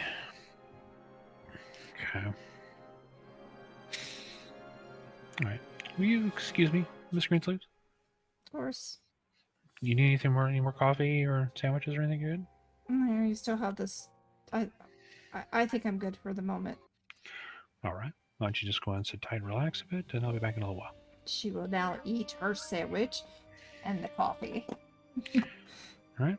Step out of the room, and I'm going to look for the rest of the guys. Okay. You will... Where are you all at? Elle has not left the prison transport. I Okay. think the only person still in the interrogation room is Francis, because I never said he left. So Francis has just been kind of sitting here the entire time listening. Oh, where in the room where I was? Yeah. All right. As I'm asking, as I'm walking out, I'm like, Mr. Lake, can you come with me, please? Sure. He Thank drinks his cup of coffee and a sandwich. All right. We'll go over there, lock the room behind us to make so that way she can't get out. Yeah, I kind of figured you would. All right. What is your take on all that? What is your take on all that, Lake, with the Lady Korthanark and whatnot? I think they're messing with forces that best not be messed with. Do you think? But I also think that she's telling the truth, or do you think she's lying? I think she's scared. She's young. She thinks she has a whole life ahead of her. And with any luck, she might. Well, according to what she's saying, this Rachel is in the paddy wagon as we speak, who is supposedly the person behind this. So I think we need to get everybody involved in a room and let's talk about this before we handle talking to this Rachel into the rest. Is everybody else still back by that paddy wagon, you believe? Cain, where are you? AFK. Wait, no, it's Nav. Never mind. No, Cain's. Cain was talking to Ashley, then wandered off to find Kara. I go back by the paddy wagon, hopefully trying to find as many people as that I can here. Because I want to try to get everybody assembled in a room if possible to have a quick discussion with what I've learned so far. Cain's in search of a new jacket at this All point. right, Detective Finch, what have you found? Well, to kind of avoid repeating myself, is Cain around?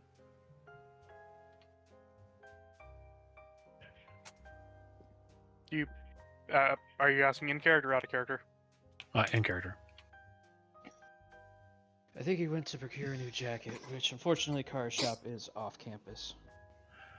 Okay. We'll have to inform him when he gets back here. Well, found out some interesting points in here. Looking back over, like the paddy wagon's obviously far enough away that he's a paddy wagon far enough away where when we're talking, they're not going to be able to hear a conversation. Yes. Definitely. We have established that. I guess I'm asking that. I'm looking around. I'm asking that in character also. Can we speak freely? We can speak freely without You can go. contents of the paddy wagon being parcel of this conversation. Of course. All right. Good far. Enough. Well, it looks like our Miss Greensleeves and all members in there, pointing at the paddy wagon, and many others were part of the great fire that happened in Salem back in 1914. I guess her father and her brother, he says he's saying as he's looking at his notes, is her father doing something else, was forced to move to the area and get a job in 1912 over at this Parson Brothers factory in Salem. The Great Fire of Salem took down the factory along with, I guess, half the town, and her brother and her father both died in that fire as they were holding vigils for the fallen victims of the fire. Most members of the town or whatnot that were survivors. This cult was one of the members of the locals that were coming out as originally as part of the vigil for speaking about the fallen people who have passed, and singing prayers and prayers of support. Then also started to talking about how nature would reclaim the cities. Using that as a avenue, they started adding people to said cult from using that as an avenue, and that started about 1914. Then for the past 14 years, she said they've scattered around a lot, going from place to place. And I can bring out the map and show on the map, the various locations marked off in pen where she says that the cult has lived at in these like random outskirt areas. She's gone to, they said they go to like various other areas, did some environmental activism, some other means here to try to bring down the factories, bring down other factories or any types of city life, but never any sort of actual violence until, I guess, a little while ago. The leaders of the cult was the one named Catherine, who was the one that we saw killed by the creature, that fire creature. The woman that died her name was Catherine.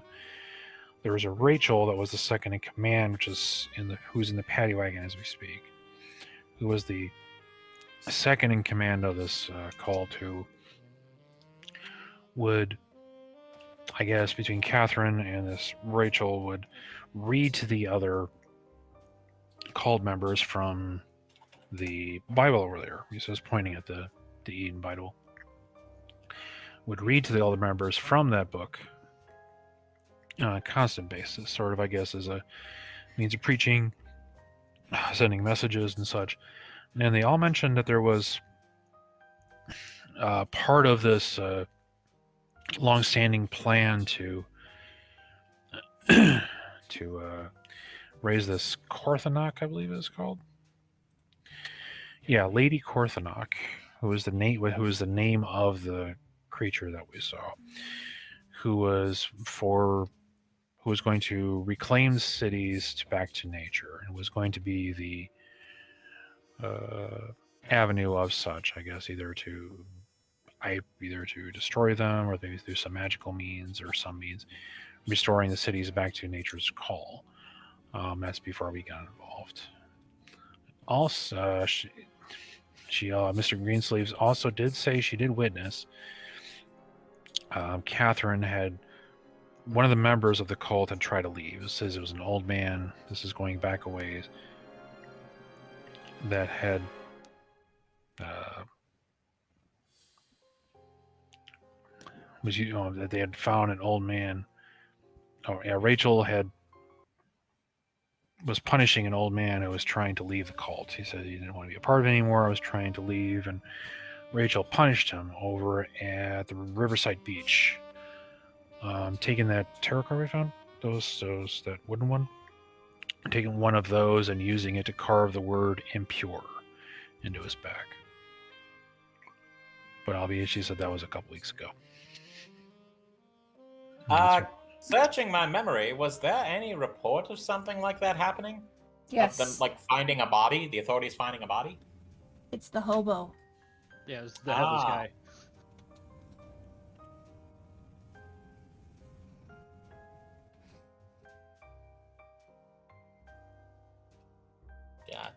Gotcha. Well, this doesn't surprise me. It is these groups' primary means of recruitment to find those lost and naive.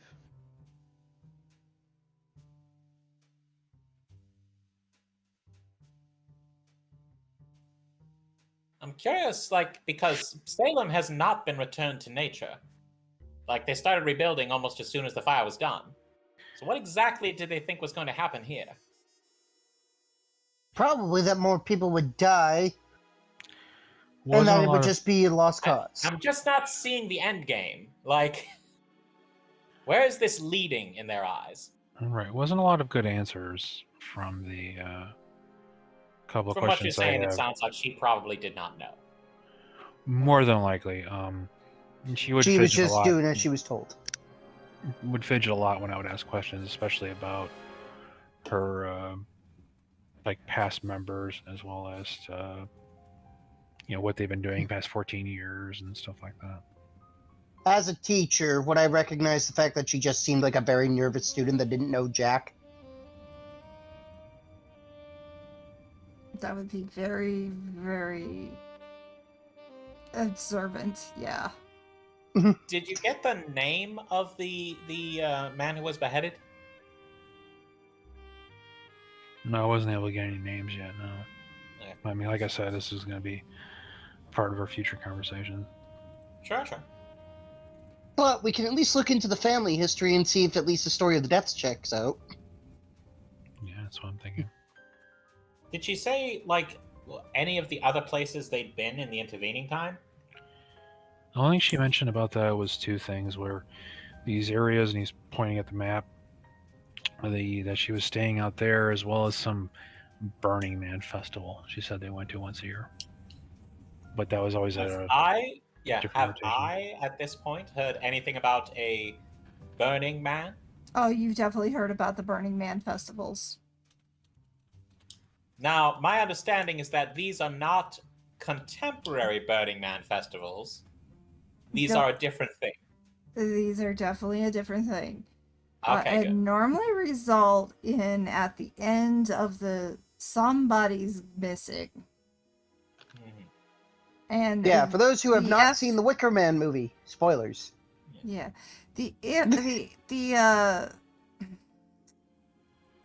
let's put it to you this way. It was at one time something used in the Celtic. I think it's some Celtic mythology, whatnot, that the Burning Man would bring back the world back to balance. But Well, how long have they been doing it these? comes How with long have a they been doing these sacrifice, festivals? and normally that How much sacrifice success is have they had, really? human. What? Well, how long have they been doing these festivals, and how much success have they had? Many centuries. With that little success, okay.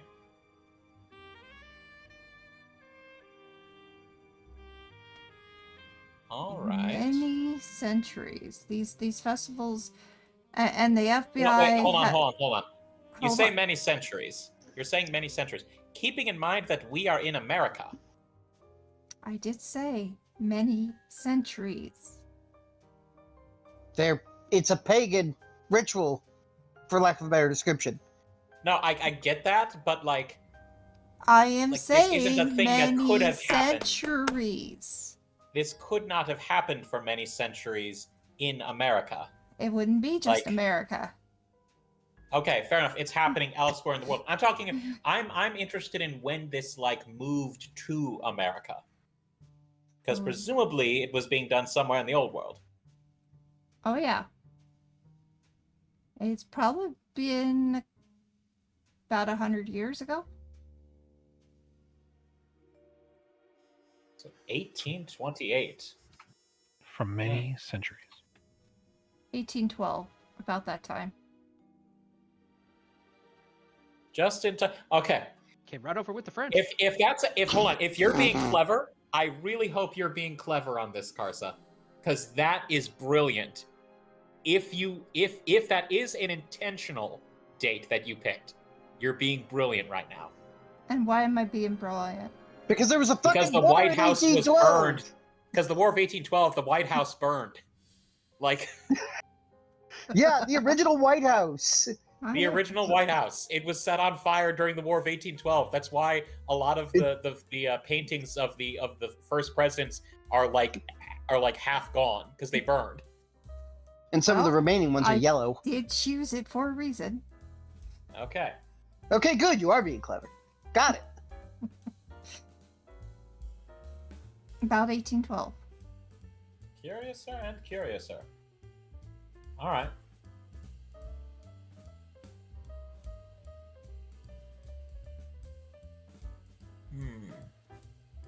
Well, it sounds like this. It sounds like the ideal person to talk to would have been this Catherine lady, but she is She got no bullied. longer with us.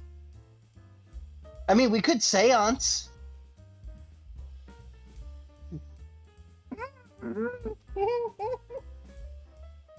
Are you saying that you could do that reliably? Reliably? No. But we could. You're certainly welcome to try. He's looking at Francis like, well, like he's a madman, for lack of a better description. I'm wondering if it might be better to separate Rebecca from the rest. I'm sorry, not Rebecca, Rachel. I mean, theoretically, it'd be better to separate them all.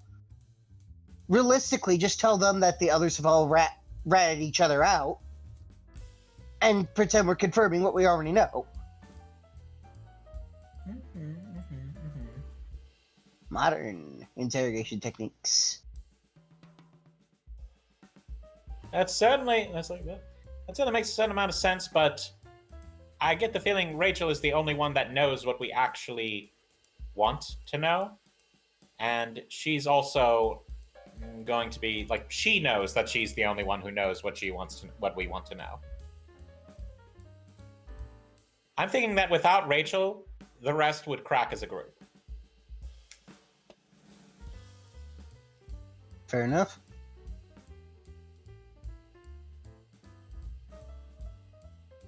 Al, you're very opinionated on this. What do you think?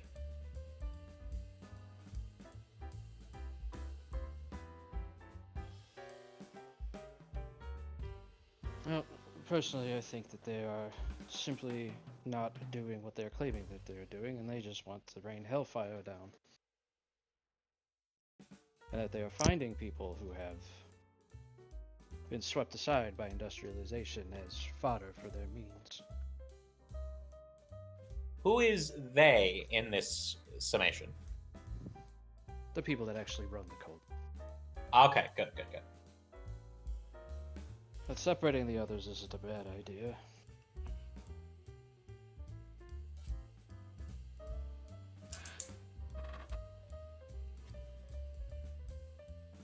Yes. So what you're saying is we do in fact divide and conquer. Yeah, I'm just thinking of the logistics of this.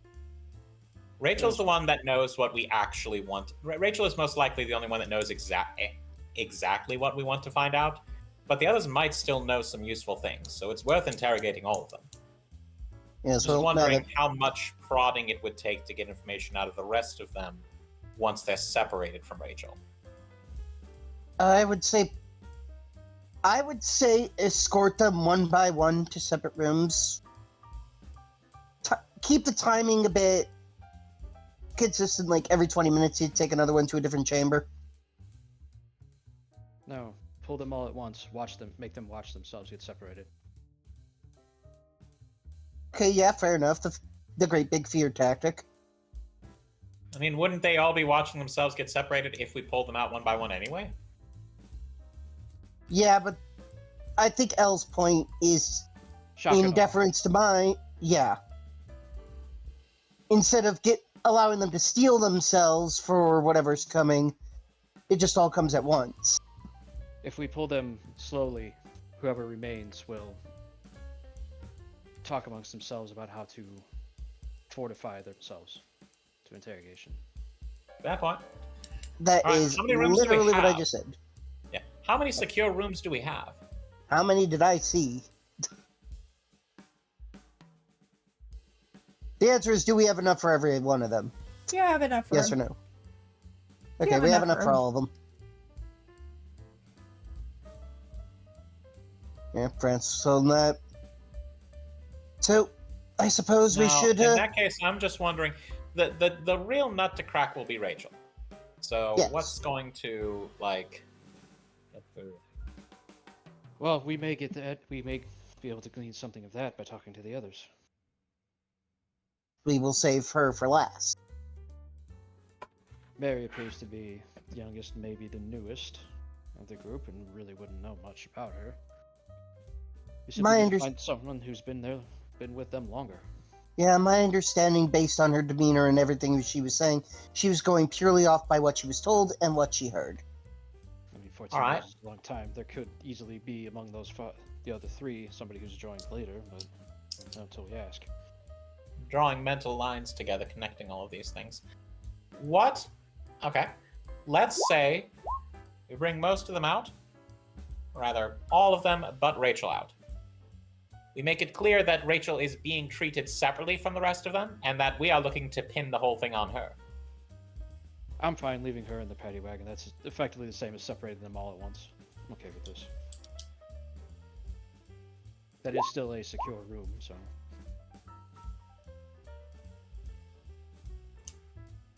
I would still say put a guard on the paddy wagon just in case. Of course. All right. Let's do it. We have a plan. Let us execute. We have an outline of a plan. Yeah, as soon as you say execute, someone gives a signal and all the guards immediately shoot everyone. Oh, welcome back, Dove. No, we're not members of Order Sykesy Sykes. Anyway. Alright, so you decide to bring out all of them from the paddy wagon and Except Rachel. Except for Rachel? Yeah. I mean, she's sitting in the paddy wagon. Why we're leaving her chained up in the paddy wagon, and as we're bringing her out... Sorry, go ahead. To say, why eat up another secure room when we have a mobile secure room? Exactly. Also, okay. Because as we're bringing the rest of them out, I'm going to address Rachel by name and mention to the others that Mary told us everything we needed to know about you, Miss Rachel. I suggest the rest of you get talking as well, or you're going down with her. And then they are separated. Again, gives you the Door imitation slammed. eyes that. Say nothing.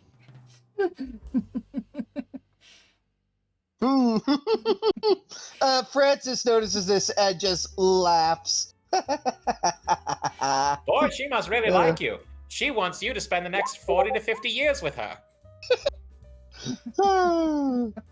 So, well, before Nathaniel will close the door and Rachel's doing her whole glare thing, Elle will look her directly in the eyes and give her just a small flash of their angelic eyes before the door closes. Be not afraid. Be very afraid. Saying nothing. Saying nothing. Saying nothing, huh? Okay. Right. Should we take a moment and go to Cain to try to get him back in? Because I mean, if he's just going to get a coat, he could be back. Cain, I say you be back. Well, he also went to go get a new jacket and flirt with Kara. Okay. Okay, so let's get a scene. Let's get a scene for content. No, you don't have to. Oh, come on, you've been out of it for the entire time. How about We do can that do it and- after. We can do that after. Let's go Oh. ahead and go with you came back, you got a new jacket, and then we'll Well- play it off as when you talk to them, maybe you kiss and tell. I don't know. But here's the thing: you pull back into the garage as we're pulling everybody out of the van, and Elle will just shove one of the cultists to you. Take him inside. Sure. They're all female. Pretty So sure. take, Pretty like sure them. L. Let's see. I'm pretty sure L said in like EM. Yeah, take take apostrophe EM as in them. Well, glad I'm not the only one that didn't hear that.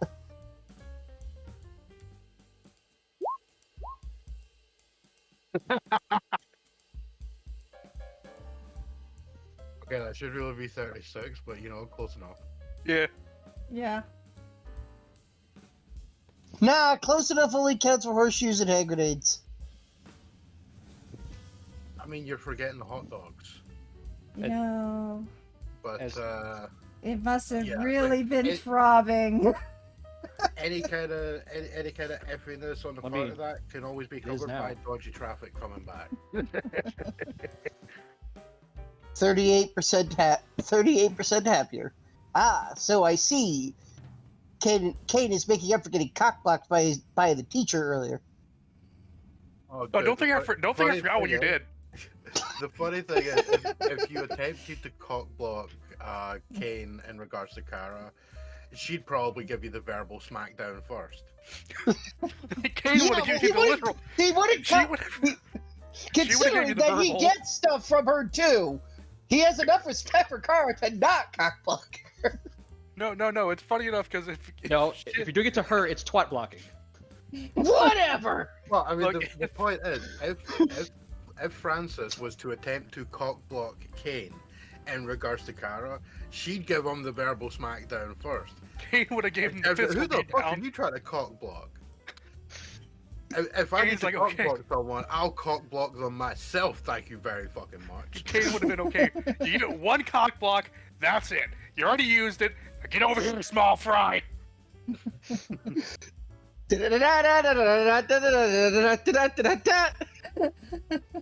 You know what? Also, for fun, you also have 36% more pockets than on this Oh, on fuck your yeah. new jacket.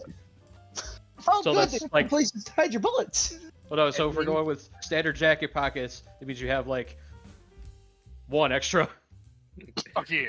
You went from having a jacket you could open up and show off like 20 things pinned to the inside. You can now put 22 in there. You've had a But- slight Yeah. upgrade.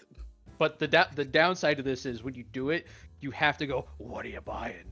Exactly. Exactly. And if anyone offers you anything, your first response, you are legally obligated to state that you'll buy it for a high price.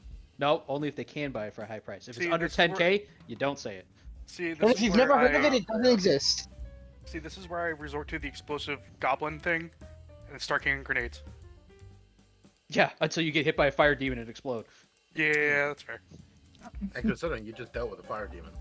Yeah. What are the odds we run into something that deals with fire twice? Yes. It depends on how creative the voices are. Okay, so just so I'm not completely out of the loop, we were making a Resident Evil joke, right? Yes. Yes, that was. Just Anyways, making sure. With when the cultist gets shoved to Cain, he just picks her up, carries her over his shoulder. He's like, "No, not dealing with you walking." Room 2. I did just see that perfectly. Shut your mouth. Yeah, she's trying to like knee you in the shoulder. Yeah, you are clearly not she's giving a fuck. she's definitely trying to wiggle her way out of this. Take another one down. Shove it to Francis. Room 3. Francis just leads the way, holding them by the arm like a disappointed teacher. If they give you any guff, just hit them with your gun. Or just point it at them. Just hit him with your gun. I can just imagine that. Like, hold on, takes the gun out, unloads it. No, because you can still see Francis's empty holster at his side. He just reaches back behind him in his jacket, literally pushing the jacket up, and pulls out the gun. You have a holster, but you keep it in your waistband. It's not in the waistband. Are you trying to give yourself a second asshole? No, because it's not in the waistband. There's a secret pocket here. See? Oh, how are you showing? How are you showing that while you're holding on to this woman? Just go. Room 3. Because he's got his cane tucked under his arm. He's holding the arm of the other cultist, and he's got his gun out. Small thwap from the cane will do fine too. Oh. Cain's just carrying the one. Yeah, she's just kicking her heels back and forth, trying to get out. Is that happening? The room, just kind of tosses her in. Nathaniel, are you staying with Rachel, or do you want to take room 4? No, Rachel is. We're gonna just say Vinny is still with, not with That's Rachel. Mary. With That's Mary. Vinny is with Mary, and Rachel's the other one. Vinny's currently with Turkey with us. Oh yeah. And so, I mean, if we want, we could just say that he's busy, like, interrogating her while Turkey. That's kind of what I just said. Well, kind of like a Schrodinger's interrogation. I was won't thinking of know going in there. That's the problem. what he found until. Oh, okay, fair enough.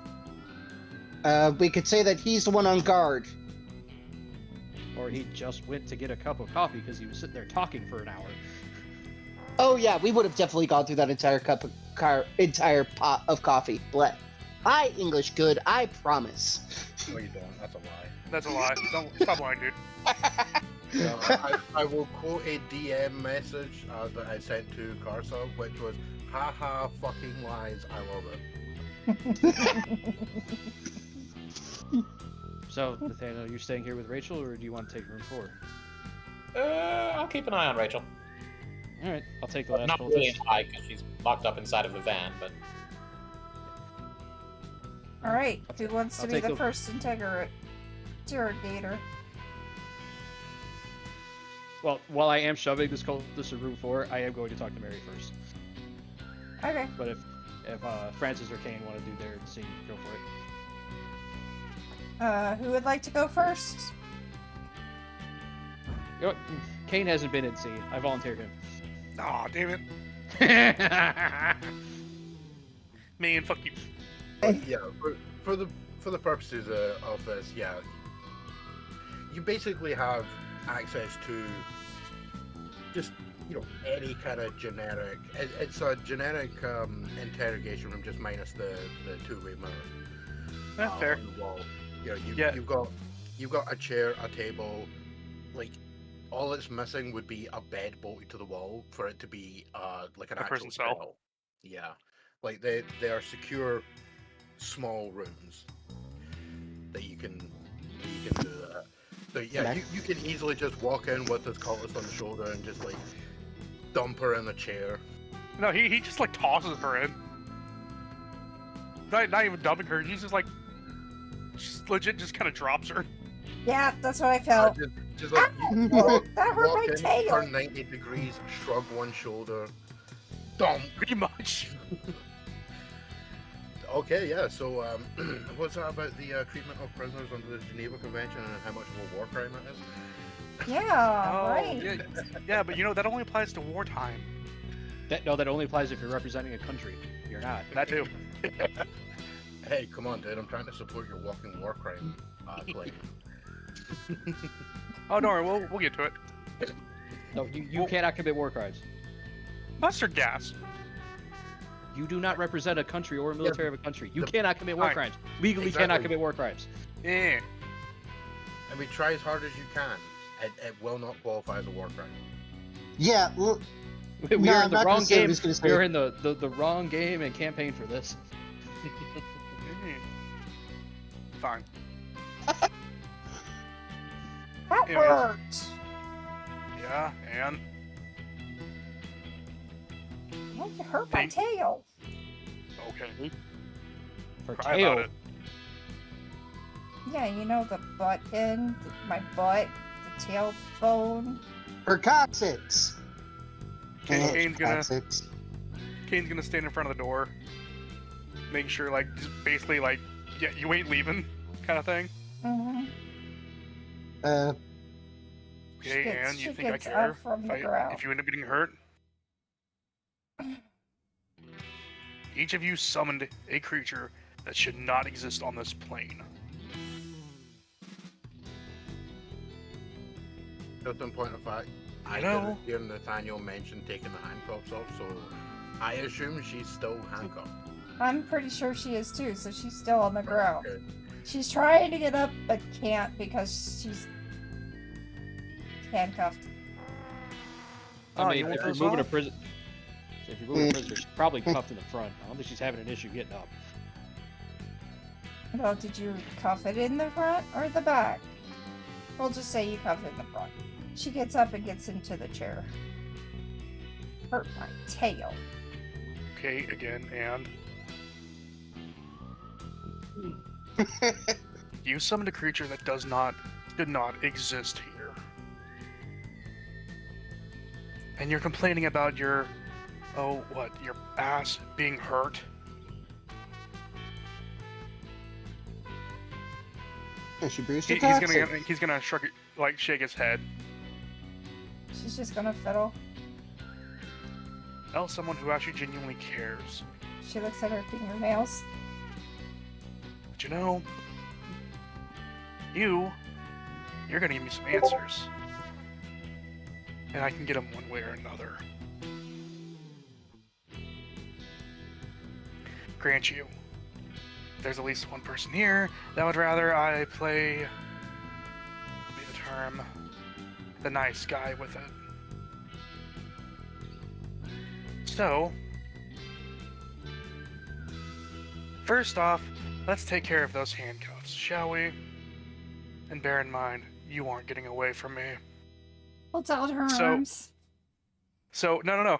What Cain is going to do, he is going to pull the sword from behind him and slam it down between her hands, cutting through the chain. Oh dear God. So show of might. Okay. Scare tactics. Yeah, that scares her. Okay. Let's start talking if I were you.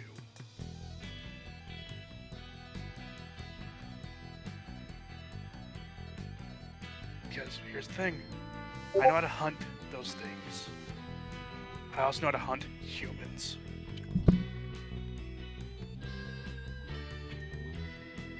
And you are very much human. So, we're going to start with a simple question.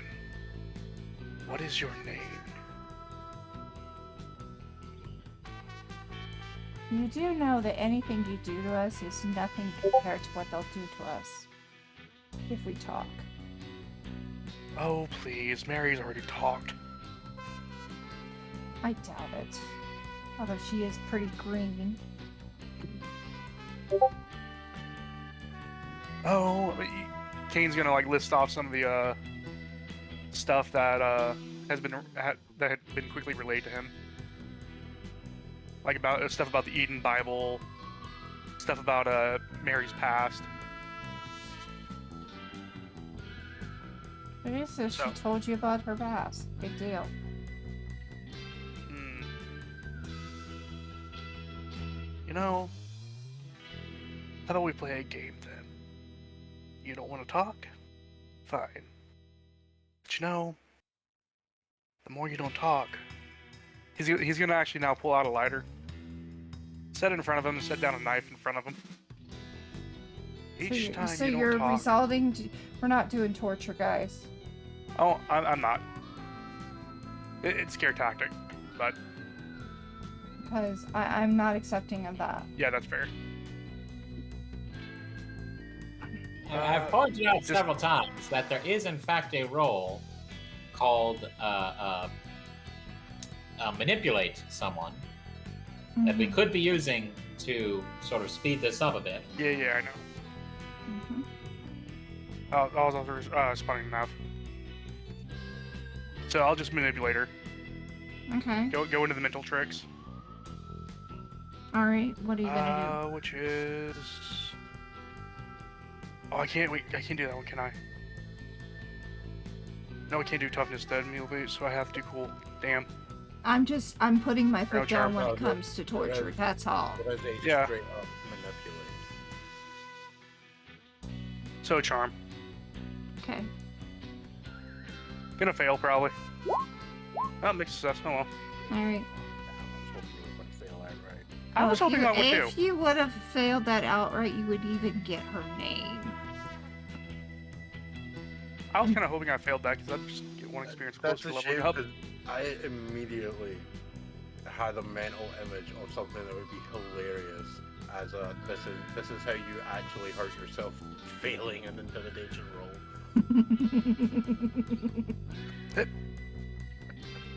Yeah, you end up Yeah, I ended up cutting my accidentally cutting your hand with your own I can see it. sword. No, it would actually be you sit there burning the knife for like way longer than you should. And then it actually, then it actually touches my skin. No, as a show of intimidation, you decide, you know what, this would be a great idea. And you lift the knife up, you go to lick it, and then you're instantly Burns my overcome with the fact that you've just dealt a one harm and cut your tongue to the point where you now can't taste anything for the next week and a half. And your tongue has a faint burning sensation, and also she's now laughing at you for being an idiot. Yeah.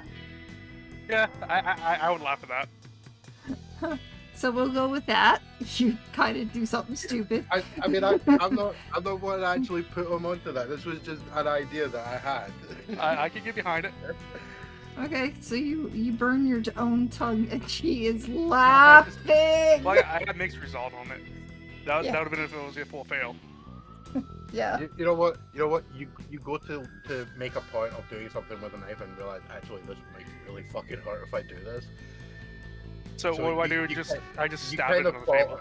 you falter ever so slightly, and she picks up on that. So she's not as intimidated, but she is a little bit intimidated when you then slam it into the table, making a point of this is what's going to happen to you if you keep being untalkative. Yeah. She's clearly not as moved as you intend. Yeah, but it's also just You're I gotta doing. torture You're her. all talk. Yeah, she might be a little bit more paranoid now that you might accidentally torture her. Yeah. This guy can't even control himself enough to not hurt himself. Oh god. what do you think? Hey, Oh, I God, never claimed I this wasn't a is just- berserker. This is just straight up turning into a JoJo episode, and we're now on the one where they do the torture dance. Ding, ding, ding, ding, ding, ding, Don't make ding. me. Don't challenge me, son.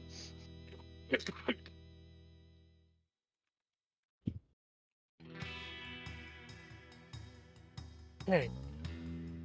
Now, again, your name. Bonnie Sales. Okay. Bonnie. Now, are you gonna actually talk? Or try to keep quiet again?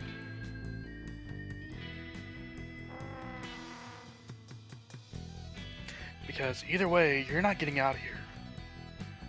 What am I supposed to talk about? I want to know everything. From your history, when you joined,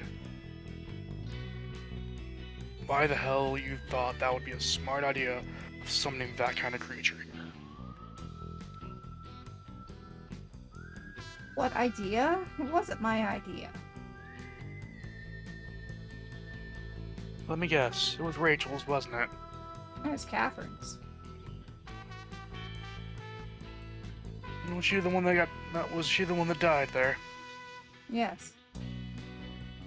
Can't say I pity her.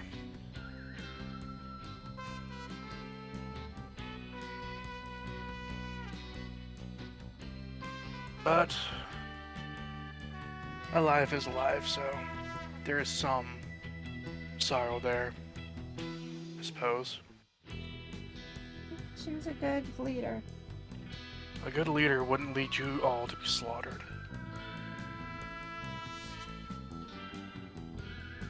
And that's what she was leading you to.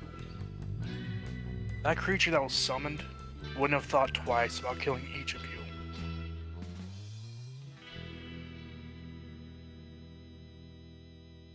She said she did it before. And it was fine. She's dumb. So she is. Creatures like that, they don't care. They will kill, maim, destroy to their content.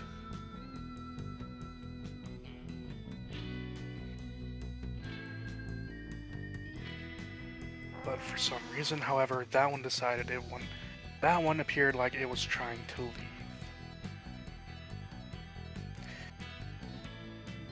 To me, it looked like it didn't want to be here. However, you each trapped it here. It would have slaughtered each of you without remorse. Not according to Catherine. According to Catherine. Please. Tell me. What do you know about that type of creature? What do you know about any of the other creatures that exist? I know it has great That are power. like that. And it can do a lot of good and damage. But So you sometimes the call- world needs to burn before it can be rebuilt. See, I don't necessarily disagree with that. I do disagree when you're putting multiple people's lives at risk. Nature has a way of healing its own. What you were doing was unnatural.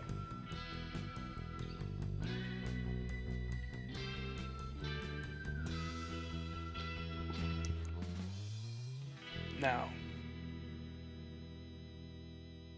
as for that creature, it's dead. It's gone. And how is nature doing? You may not see it here, you may not see it where you think. Nature has its own way of healing itself. Yeah, it's doing a pretty shitty job right now. So we needed to help it along. Helping it along by supernatural means. By any means necessary. So resorting to terrorism. No. That's what you did. How many people have you killed here to summon that thing? I can think of, let's see, I about didn't kill 5 of them. anybody. No, but you were part of it.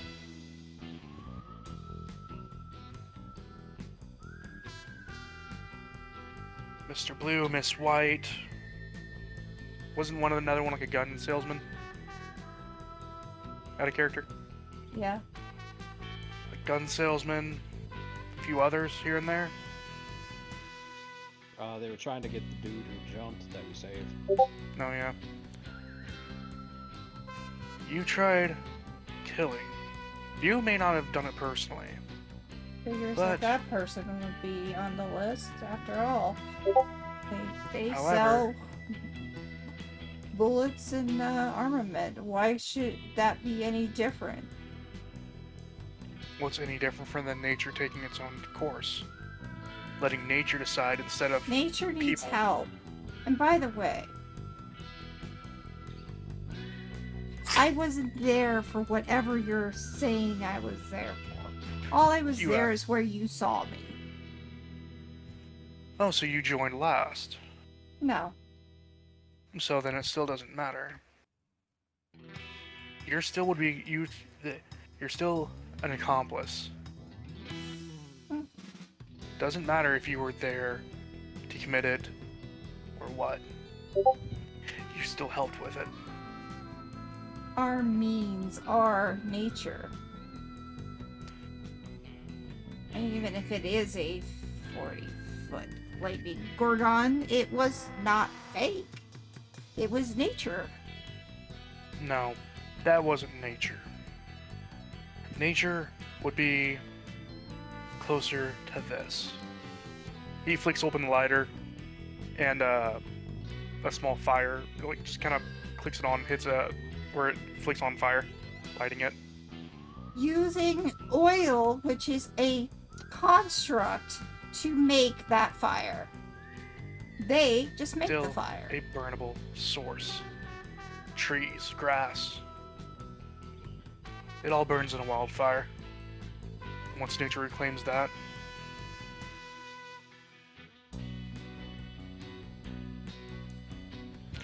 what you did was summon a creature, killing other innocent people.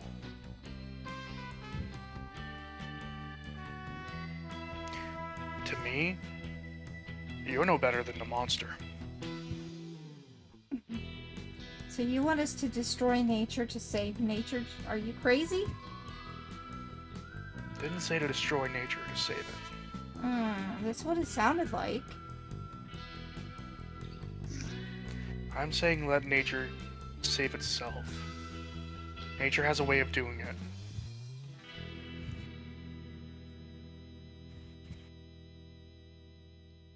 Anyways, just gonna spend the next, like, few hours talking to her. And Okay. it's just pretty much Circular arguments. Yeah, pretty much. To Alright. be fair, yeah, you know what, for a laugh, what's the best thing to use is effectively Constitution. Yeah, you know what's your toughness rating? You mean to roll it? Yes. Yeah, roll For that. obstinance. Because she's And being this obstinate. defines how Turn as many hell. hours. How many hours? Yeah, you're it's in. Okay, you can have any time up to 8 hours before Cain eventually slams the table and goes, "We're going in fucking circles," and storms out of the room, seething for this woman. She will just talk you in circles on this. Oh, you say to use fire to destroy the stuff. What the fuck do you think we were summoning a fire demon for? I was talking about regular means. That's an irregular means, points to the lighter. Kind of thing. You know, she's just gonna go in He's just- circles with that. He's like, that's it, I'm getting a fucking Molotov. Yeah, and That's the funny thing also is, a construct! the funny thing is, you would bust in with a Molotov, and she'd go, unnatural means of fire. Like, in the moment before you immolate her. Wait, so what you're saying is she actually is just Scottish. Pretty much. So what Like, the hell's He's interrogation like look holding like? himself back, thinking it's just like, okay, that's it. I'd rather just beat the shit out of this woman. Well, you don't want to do yours there, Francis? Francis? This mine's gonna take quite a bit longer. Like Kane's just like, I want to beat the shit out of this woman. Who's God next? damn it, Elle would kill me if I did. Who's next? Well, Elle's going to have a sit down with Mary. Okay.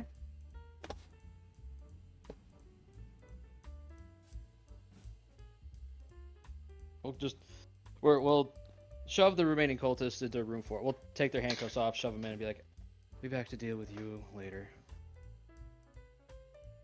And there will be like a few sort of random archive NPCs, like keeping an eye on things, effectively as guards. Oh yeah, you will have Francis two, walks by, two though, he- by each one of them.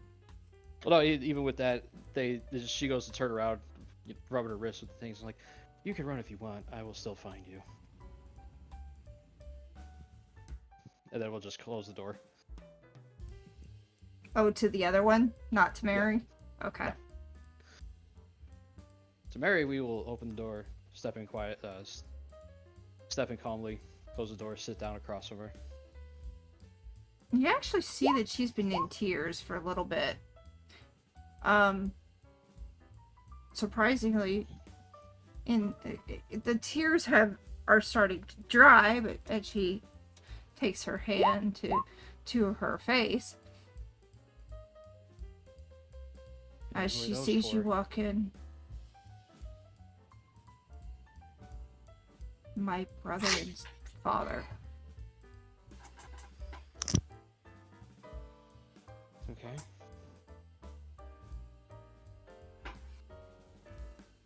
What did you think was going to happen at the end of the ritual? Well, we knew there were going to be fires, but we were going to be able to get out in time. So you were okay with what happened to your... I was not okay with any of this, but I had no choice. Because I saw what they did to the other one. I could be crass and say you had the choice and you could have died, but I understand your position. It's not just me, it was my family that is involved in it too. I even have one of my sisters in the other room. What's her name? Beth. I'm gonna take a roll of dice and say this is the one that This is the one you Francis.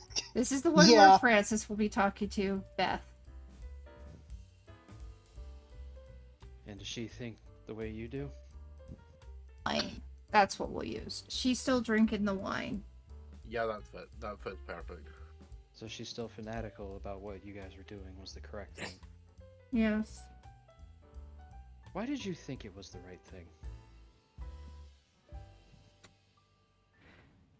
First,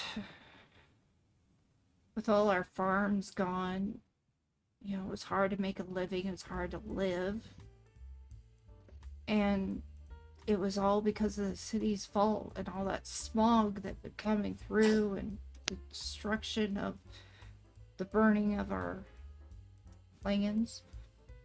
So we felt like nature needed some help. Is not what a human creates nature?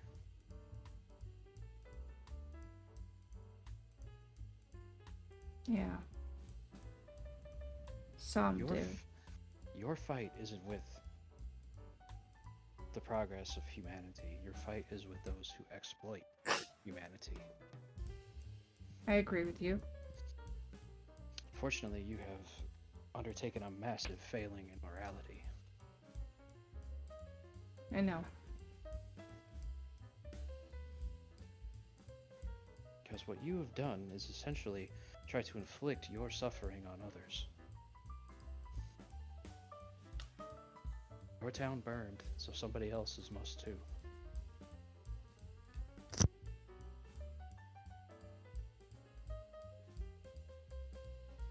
She's But listening. you don't have to take this to your grave. You can seek repentance, redemption. I can help. How? And for the sake of this, I'm going to assume there's like one of those interrogation lights on the table. Yeah, there is. Elle will turn it so that it's basically facing Elle, so that there's a massive shadow on the wall as the shadow of Elle's wings will appear on the wall. And it'll turn the light back. That's how I can help. You scare her a bit. If one side you exists... effectively pull the Gabriel scene. Yep. She's a little bit I fidgety, like it. but I like it. If one side exists, so must the other. Mm-hmm. You contacted Hell. I can help you contact the other one.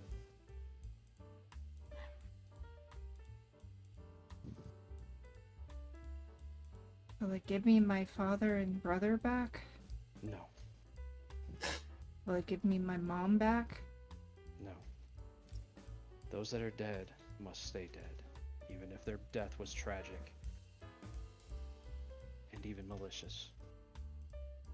When the dead come back, terrible things happen. They never come back the same. It would be a cruel joke on you to bring them back.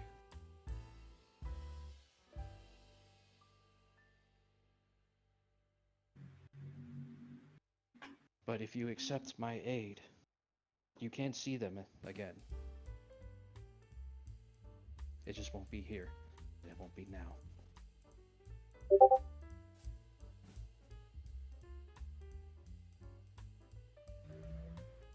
One thing. I know that what I'm doing right now is probably going to cost me my life. Because they've warned us about that. I know what they'll do to us. I'll take care of that. As long as you are willing to accept my help and do what I tell you, they won't know you're still alive. Then I accept. Okay. And then Elle is going to take the belt that has the razor whip. No, we're not killing her. Calm down. Mm-hmm. And it will form into a cross. Okay. And Elle will basically give her the rite of absolution. Okay. Do you accept redemption and repentance? I do. I am not asking you to accept what you would know as the Christian God into your heart. There are... Well, luckily for you, you've already seen the supernatural, so you should know there are multiple afterlives. Of the good variety. I don't know which one you'll go to, but it's very rare for a family to be separated.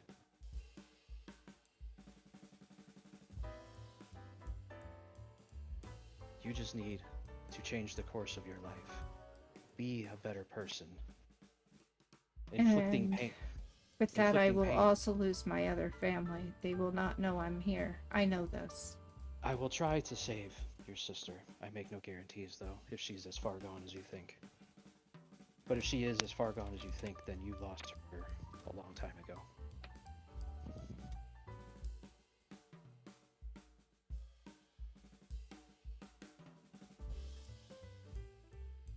Know when I say this, I understand the pain of losing your entire family.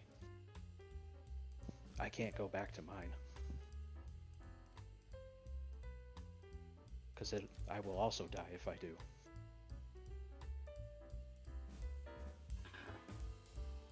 All you have to do is be a better person. Do not inflict pain on others. Do not inflict misery. Remove pain, remove misery any way you can. But to attempt to remove a pain by inflicting it on another will always be a zero-sum game at best. Or a losing proposition at worst. I didn't think they'd go this far, but they did. And this remorse, this hindsight, this ability to understand where you've gone wrong is the reason I offer this to you.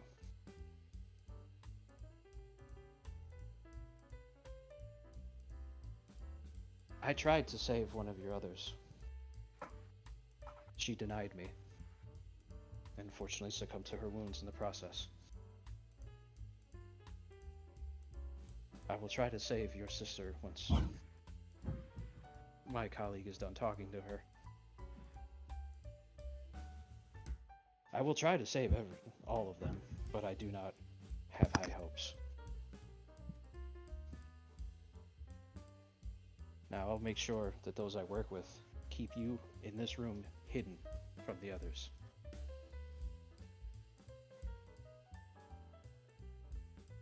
Okay. Try and get some rest. Alright. Now we'll leave. See if Hayden's around or some functionary to go get him. Okay. Yeah, I hate wandering about. Hayden! I need some pig's blood. Pig's blood. Or any type of blood, really.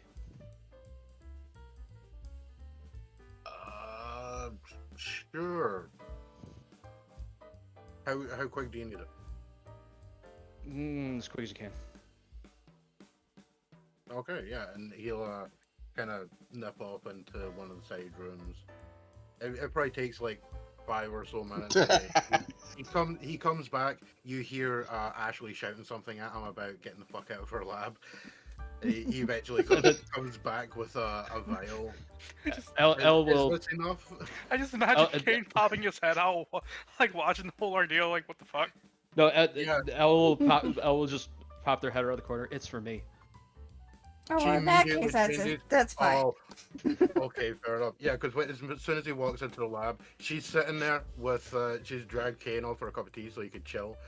And they're having a little convo about stuff. And she immediately is like, hold on 1 second. Why the fuck are you in here? Get out! Goes raging at him. And that's what you hear. And then as soon as you call back, she's like, oh, okay, right. That's fine. Okay, I like you. Yeah, and then, well, that's just their friendship dynamic. It's kind of what What are Cain you is doing like. in here? Elle's voice in the background. It's for me. You should have led with that. Yeah, Well, pretty much. El will explain to Ashley and Hayden while he's looking around because they're effectively they're the leaders of this outfit. So Mary is worried that they're going to kill her for turning. The pig's blood is to cover myself in it to make them think I killed her. I need you to keep her. I need you to keep her hidden from the others so they don't know she's alive. Oh, we can definitely do that. But I need the blood to sell it. I mean, you want? Okay then. Yeah, he goes over to where the. You know what? You want to be bloody? Comes out with like a few blood bags. Yeah, El will coat her, or not her, their hands, like the front of their outfit, their face. Make it really look like they got it, they're good. We'll head into room 3 that Cain just came out of. Selling the deception that they're looking for Cain. We'll look at Bonnie, but don't know their name. We're looking. Oh, I thought my colleague was here. I got a little too rough with one of your others. You don't need to worry about her anymore. Mm-hmm. And they'll close the door. Just Cain still wanting to go back in there with Molotov. We'll go into room 4 to sit down for their interrogation, covered in blood. You just gonna walk into the room that Francis is gonna be having a chat in. All right, let's go. In the corner as a complete menace. I love it. We'll sit down across from this person. Well, good news. You guys won't have to kill Mary yourselves. I got a little bit rough. And you guys break easy.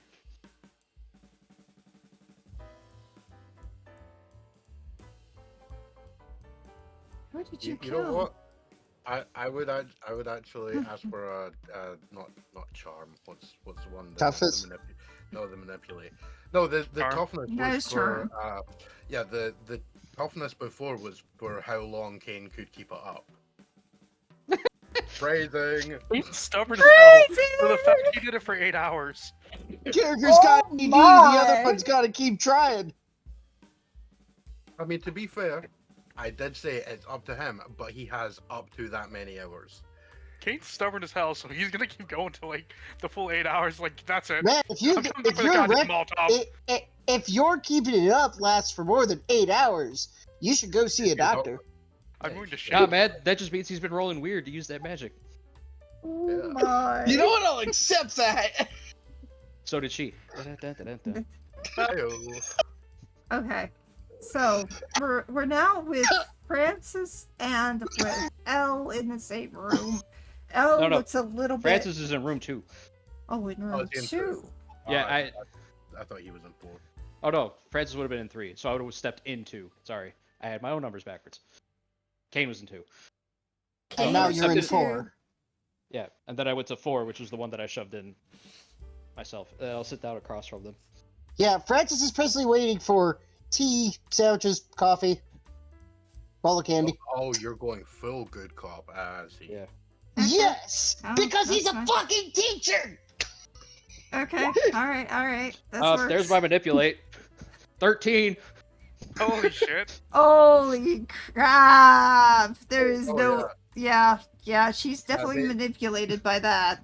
They full on believe that Elle went full fucking massacre. American and- Psycho.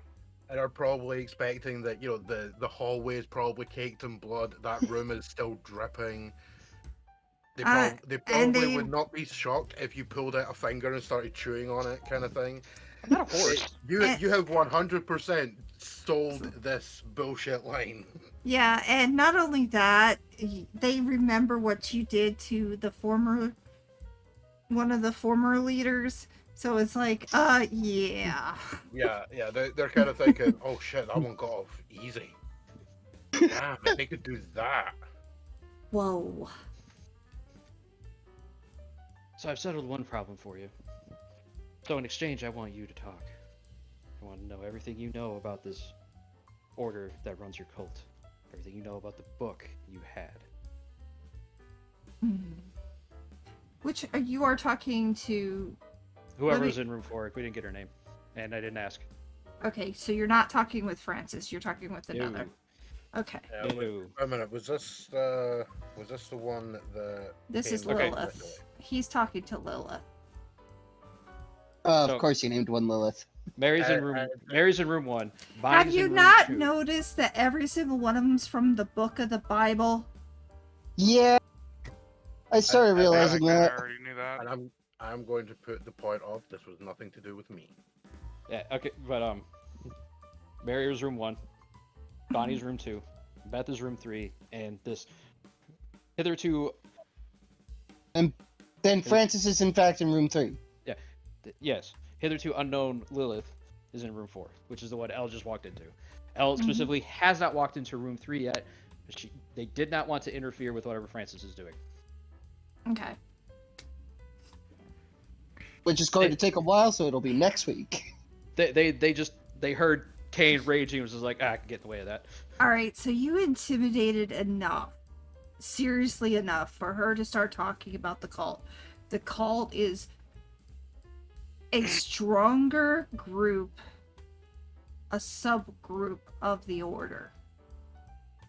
Okay, that's what I assumed.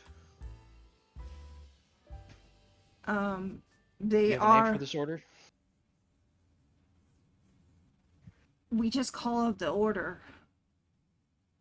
Of course, so they keep you in the dark. You are expendable. That makes sense. Well, the good news is I didn't learn your name, so the expendability keeps going. Damn, you didn't even ask for the name. She didn't Nope. give it. Okay. I don't believe I caught your name. I don't believe I threw it out. They've never. No. Okay. The book. Who gave it to you?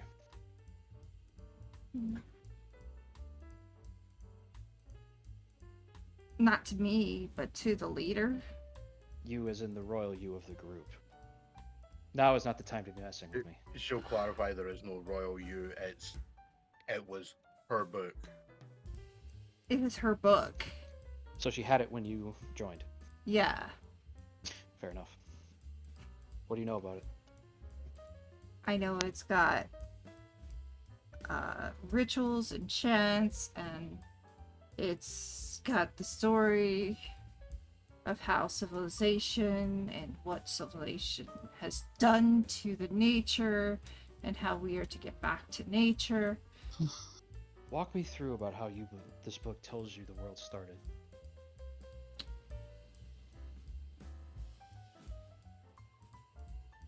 Okay, hold on. I'm going to tell you. I'm going to state one word. Okay. There you go. That's your guiding principle. Yep. Say that again. So they said it had like the truth of the start of civilization or some shit, and I was like, give me that story then. It's the time of when the druids came. These rituals are from the druids. Okay. But in what you've been told from the book, how did civilization start?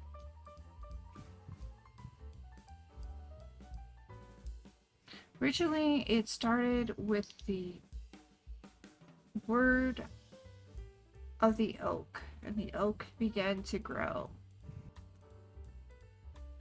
Became strong and sturdy against the many, many centuries that it had to go.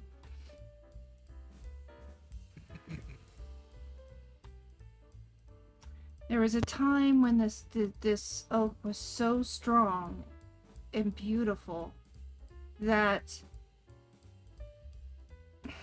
it could be encompassed almost as if it was a city itself.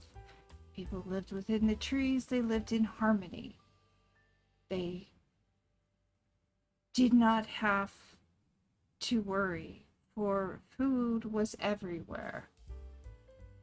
The light was where it needed to be, until the one took a bite of the apple.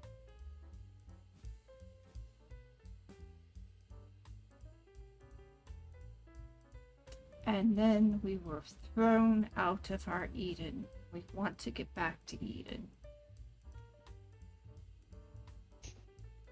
And how are you supposed to get back to Eden? By bringing nature back to its ways. And what does that mean? Sometimes you have to destroy to make it work. No. That wasn't my question. That doesn't answer the question. What does bringing nature back mean? Bringing back the balance. Balance of what? Good and light. And So you think by murdering a bunch of people, you are in fact fighting for the light? we are fighting for the light. By murdering people? But they are not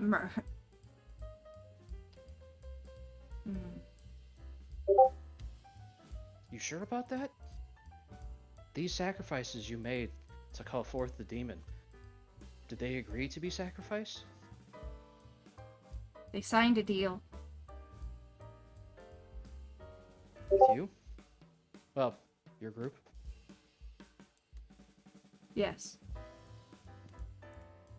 Okay, I'll open the door, call for one of the functionaries to bring that box I found at Mr. Blue's place. Mm-hmm. Clean off my hands a little bit before I fuck up this piece of paper. Actually, this entire time I've just been like cleaning their hands. Yeah, she's just materialized a rag out of nowhere. No, just use the whatever's around, even if it happens to be like discarded clothing. Use their own clothes. I already fucked them up.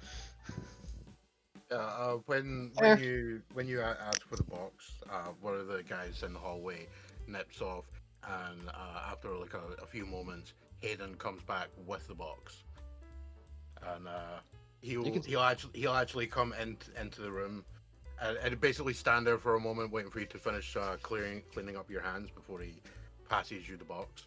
You could stay in here if you'd like, Hayden. It's fine. I appreciate it. And he'll kind of make a point of standing next to the door with both hands resting on his cane, watching what's going on. Open the box, turn it toward her, show it. This be one of those contracts? Yes. So these contracts that they signed, Mm-hmm. what were their deals? I don't really need to know what they gained. What were they giving up?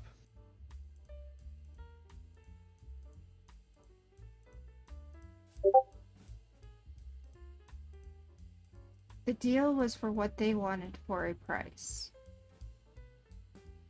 Obviously, that's how deals work. The price was their soul, which none of them really truly believed that they were losing.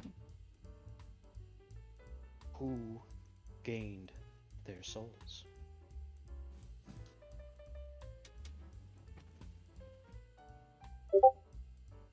Korthanok.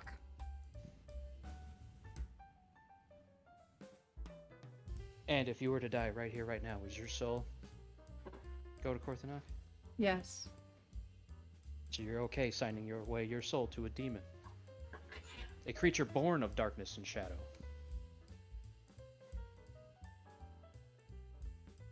We would have been successful, but you made our ritual fail. Ah, you're dodging the question. I would not have lost my soul if it wouldn't have fallen. If we would have not failed, our soul would have been safe. For how long?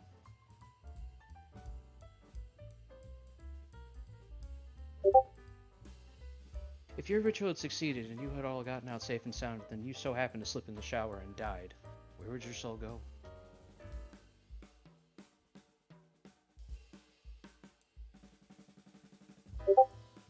Rebirth. You would be reborn.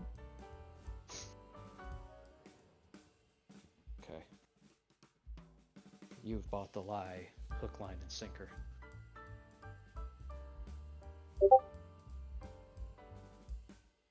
You ever It read is our that belief. No. book? You can believe in a lie.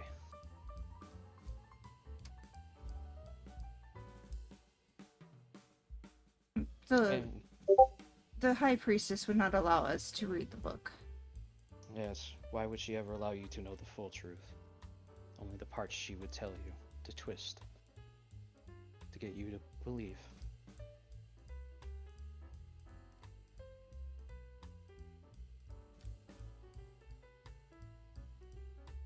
We were doing nature's work. You can wrap it up in whatever bow you'd like. You don't know how many people would have died in those fires, and you didn't care. I care for my soul. What about the souls of all the ones you killed?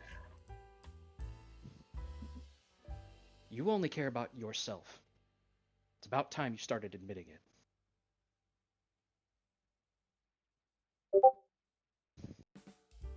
The deaths in the fires would have been reborn as well. Reborn to what? To a new world. New life.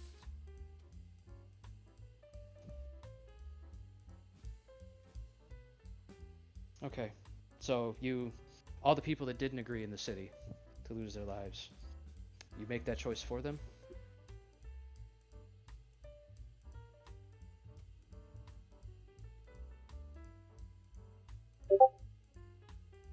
They choose when they abandon nature. Is not human progress part of nature? No, it is against nature. How? For they construct things that were not of truth. It is civilized. The virtual word is disdain of nature. How? It is unnatural. How is it unnatural? You do not walk with the animals, or talk with the trees, or eat the foods that are there. Instead, you change them for something new. Can you talk to trees? Yes. They don't talk back, of course, but I can talk to trees, just like you can. Then what do you mean, talk with the trees? Well, they will share their warmth, and they will give us their leaves Have you ever experienced and the tell warmth us of a the tree? story of a tree. Have you experienced this? Experience the tree? Experience this tree telling you its story. Experience it sharing its warmth with you. In so many ways. Describe. It's kind of hard to describe a feeling. Anybody can have a feeling if they believe hard enough.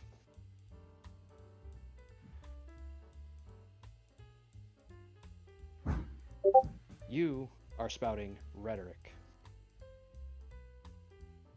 Rhetoric designed to shield you from the sheer fact that you were out to murder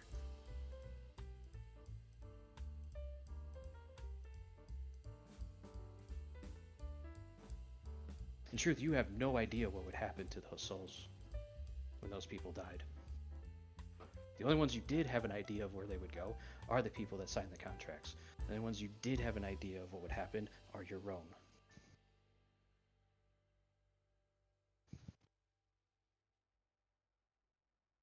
She's kind of fidgeting in her chair again. Let me tell you. You do know that the Order is ancient. Older than And? the Church itself. Many have died in the name. And many of Yes. yours have died in the name of your own god.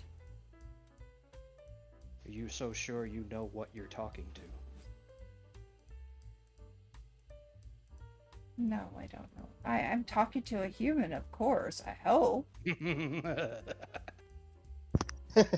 You really have no idea what's going on in the world. And you do? Far more than you do. How many have died in the name of your god? What about By the whose hand? Crusades? I didn't have a hand in that. The Crusades were done by a bunch of evil men who twisted what they believed in for their own glory and purpose. It was never in God's name. It was never in the Christian God's name. It was always in their own. Finally, somebody on my level. Oh, please. That's not a hot take in the modern day. It's becoming one! You know, honestly, even in regards to the modern day real world stuff, I'm pretty sure just like 1/100th% of what Elle would outright know as fact would still probably have, you know, Francis doing the Kingdom of this Crystal Skull, so much knowledge literally melting your fucking brain. The light would in fact be blowing out all your holes. Yeah. Nah, if anything, he'd just freeze like somebody tried to No, choose. you would get Crystal Skulled by a small amount of what Elle knows as factual information. Yeah, in, but in well, regard to everything about all of that. I'll look over at Hayden. Hayden, you suspected I wasn't normal for a while. That's why you asked me here. You were very forthcoming with that. I was, yes. Well, give you a little insight. And we'll do the wing shadow again. Do you really think, we'll turn back to the woman, do you really think you're still fighting on the side of light? He has like a moment where he looks at the shadow display, and then when you ask that question to her, Hayden's suddenly incredibly interested in what her answer is going to be.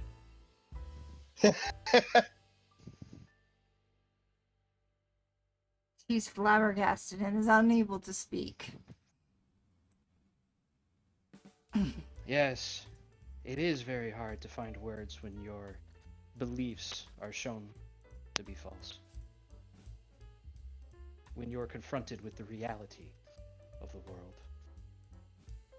You've been lied to. You've been condemning souls to hell. But it isn't too late.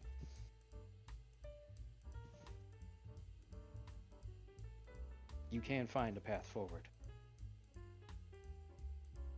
It starts here in this room. I want to know everything you know about Rachel.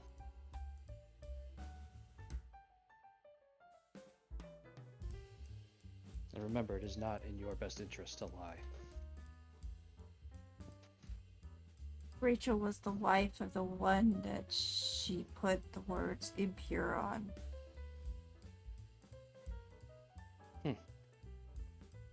Okay, what else? Ouch.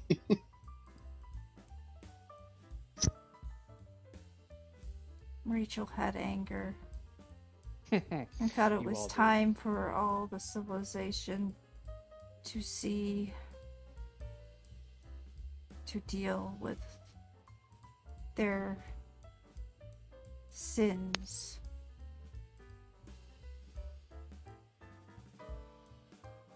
What is she angry about? Die. I also just posted the word rebirth. She, to Karsa. It's like, that is a belief of druids that when you die, you Yeah. are born Yeah. again. Yeah, I get it. we're trying to stay on the same Yeah. Page. spot. Yeah. She wasn't alone in her final purification ideas. Okay.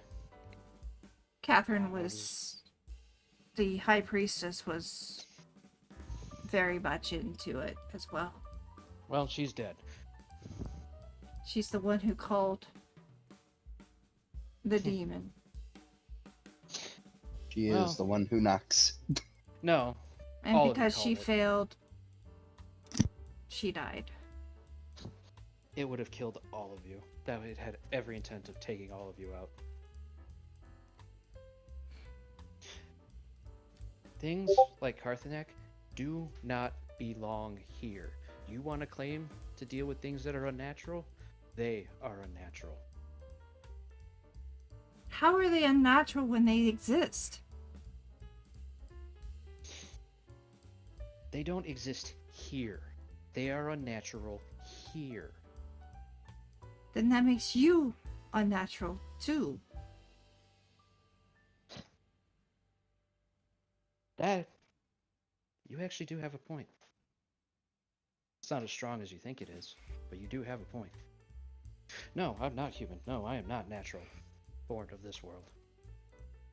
But I was given permission to be on this world at one point.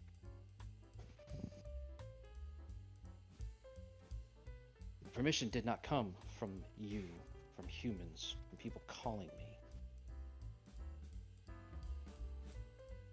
I was sent here to guard this world, to watch it, to stop things like Karthanek from coming through. That will always be my job. That will always be my calling, my life. And I will give my life gladly to see it through.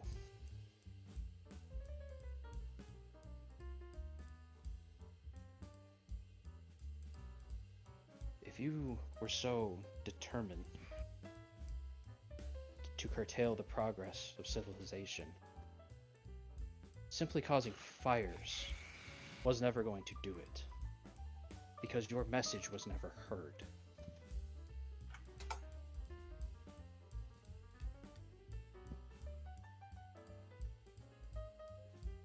If you wanted to show what happens with unrestrained progress, then you should have shown what happens in the factories that have, or that don't care about the safety of the workers, of the unrestrained science that gives rise to things like mustard gas. I was there in the trenches in the Great War. I've seen what it does. And I wish that on no one, not even a demon.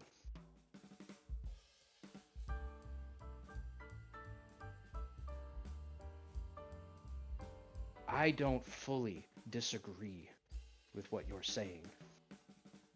Your methods are monstrous. End of story. Would you save this world from that parasite? What parasite? Humans.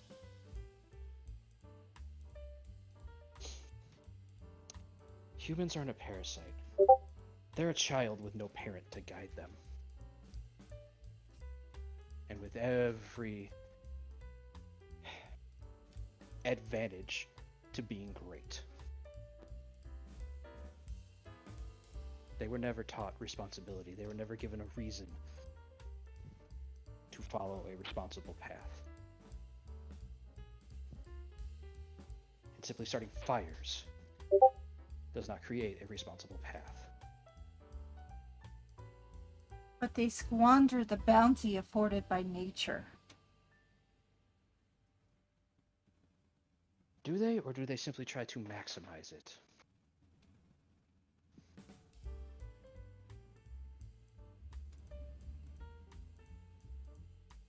Because before the rise of progress in civilization, do you know how many children died in birth? You know how many kids were dragged away by wolves? How many people were killed by snakes in the field simply by working?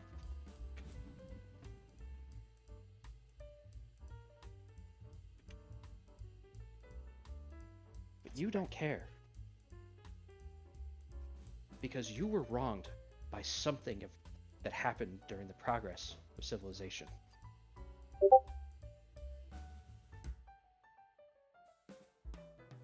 And you think that simply because that didn't exist before, that before must be better.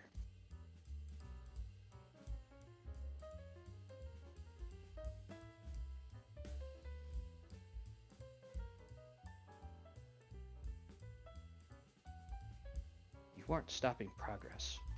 You're giving people a reason to continue it unrestrained. Or why is Rachel so angry? What happened? I really don't know. Guessing whatever it was before you joined.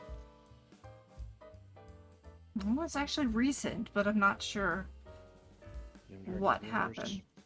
I do know that when Rachel's husband decided to leave, she lost it. Yes, and she killed him. Turned him into the first sacrifice. Maybe the second, I'm not sure, but irrelevant. Ew.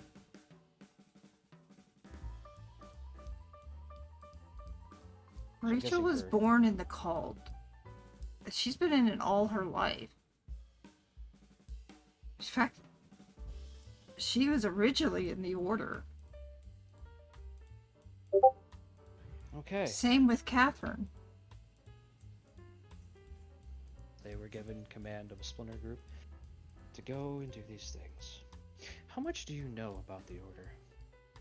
Not much. I just know that they want balance of back into the Earth. I know that they're, well, according to Catherine and to Rachel, they're weak because the way they want to do it is not the way,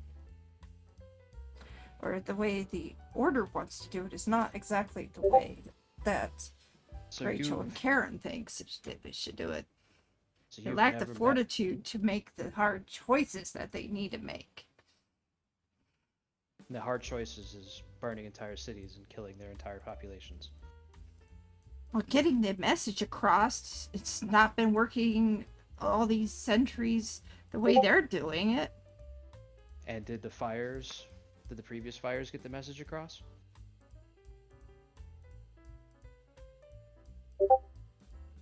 To a degree. Did they? Yeah, to a degree, at least it got noticed. Yes, the fires got noticed. That's it. And they didn't get noticed the way you wanted them to until we found out. And once we found out, do you know how easy it was to topple you? We did it in a day.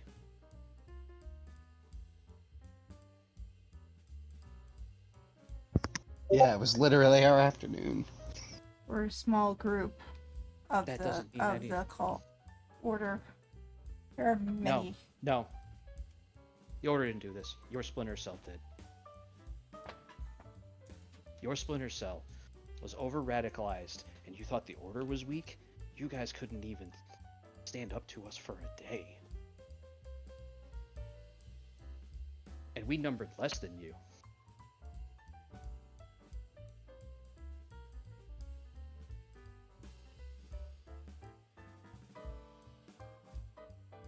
Your message never got across. Hell, it took an over-paranoid journalist to put together the fires, and all he knew was that they were supernatural in nature. It had nothing to do with you, the reconnecting with nature. We didn't even know about that until we started talking to you guys. That was after your ritual.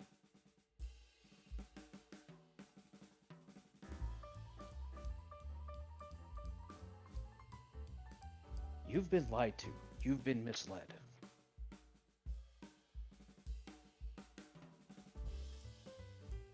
But it's up to you whether or not to accept that.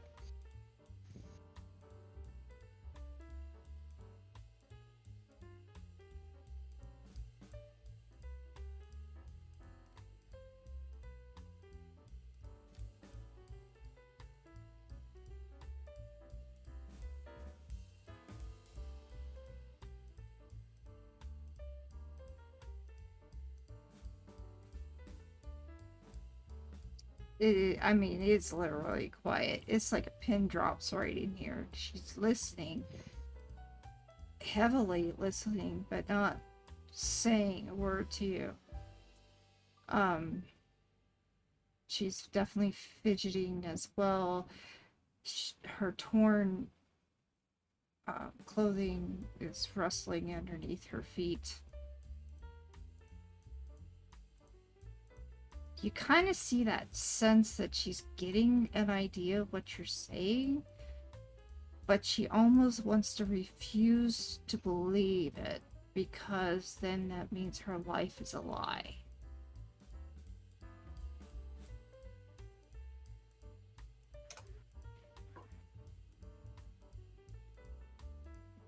Your silence speaks volumes to your mind. I can see that your thoughts are warring with your beliefs. I will put this to you before I leave.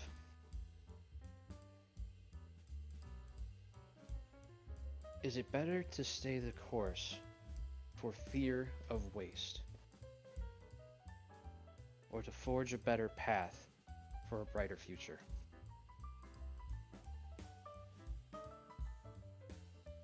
And I will get up and leave. And alright, I know Francis, you're probably needing to go to bed, is that correct? Correct. I wanted to see the end of this here, so we And shall continue this next week. week it will be Francis and Nathaniel to do the conversations. Nice job, guys. That was thought-provoking. Very thought-provoking. Well, we're all. Some of us are on the levels of interrogation. Some of us are on the levels of deprogramming. Yeah. Yeah. What did you think of the conversations so far? I think they're pretty deep. I think so you'll find too. Francis's take on things amusing. Probably. Especially because he's the one that's got the over-radicalized one.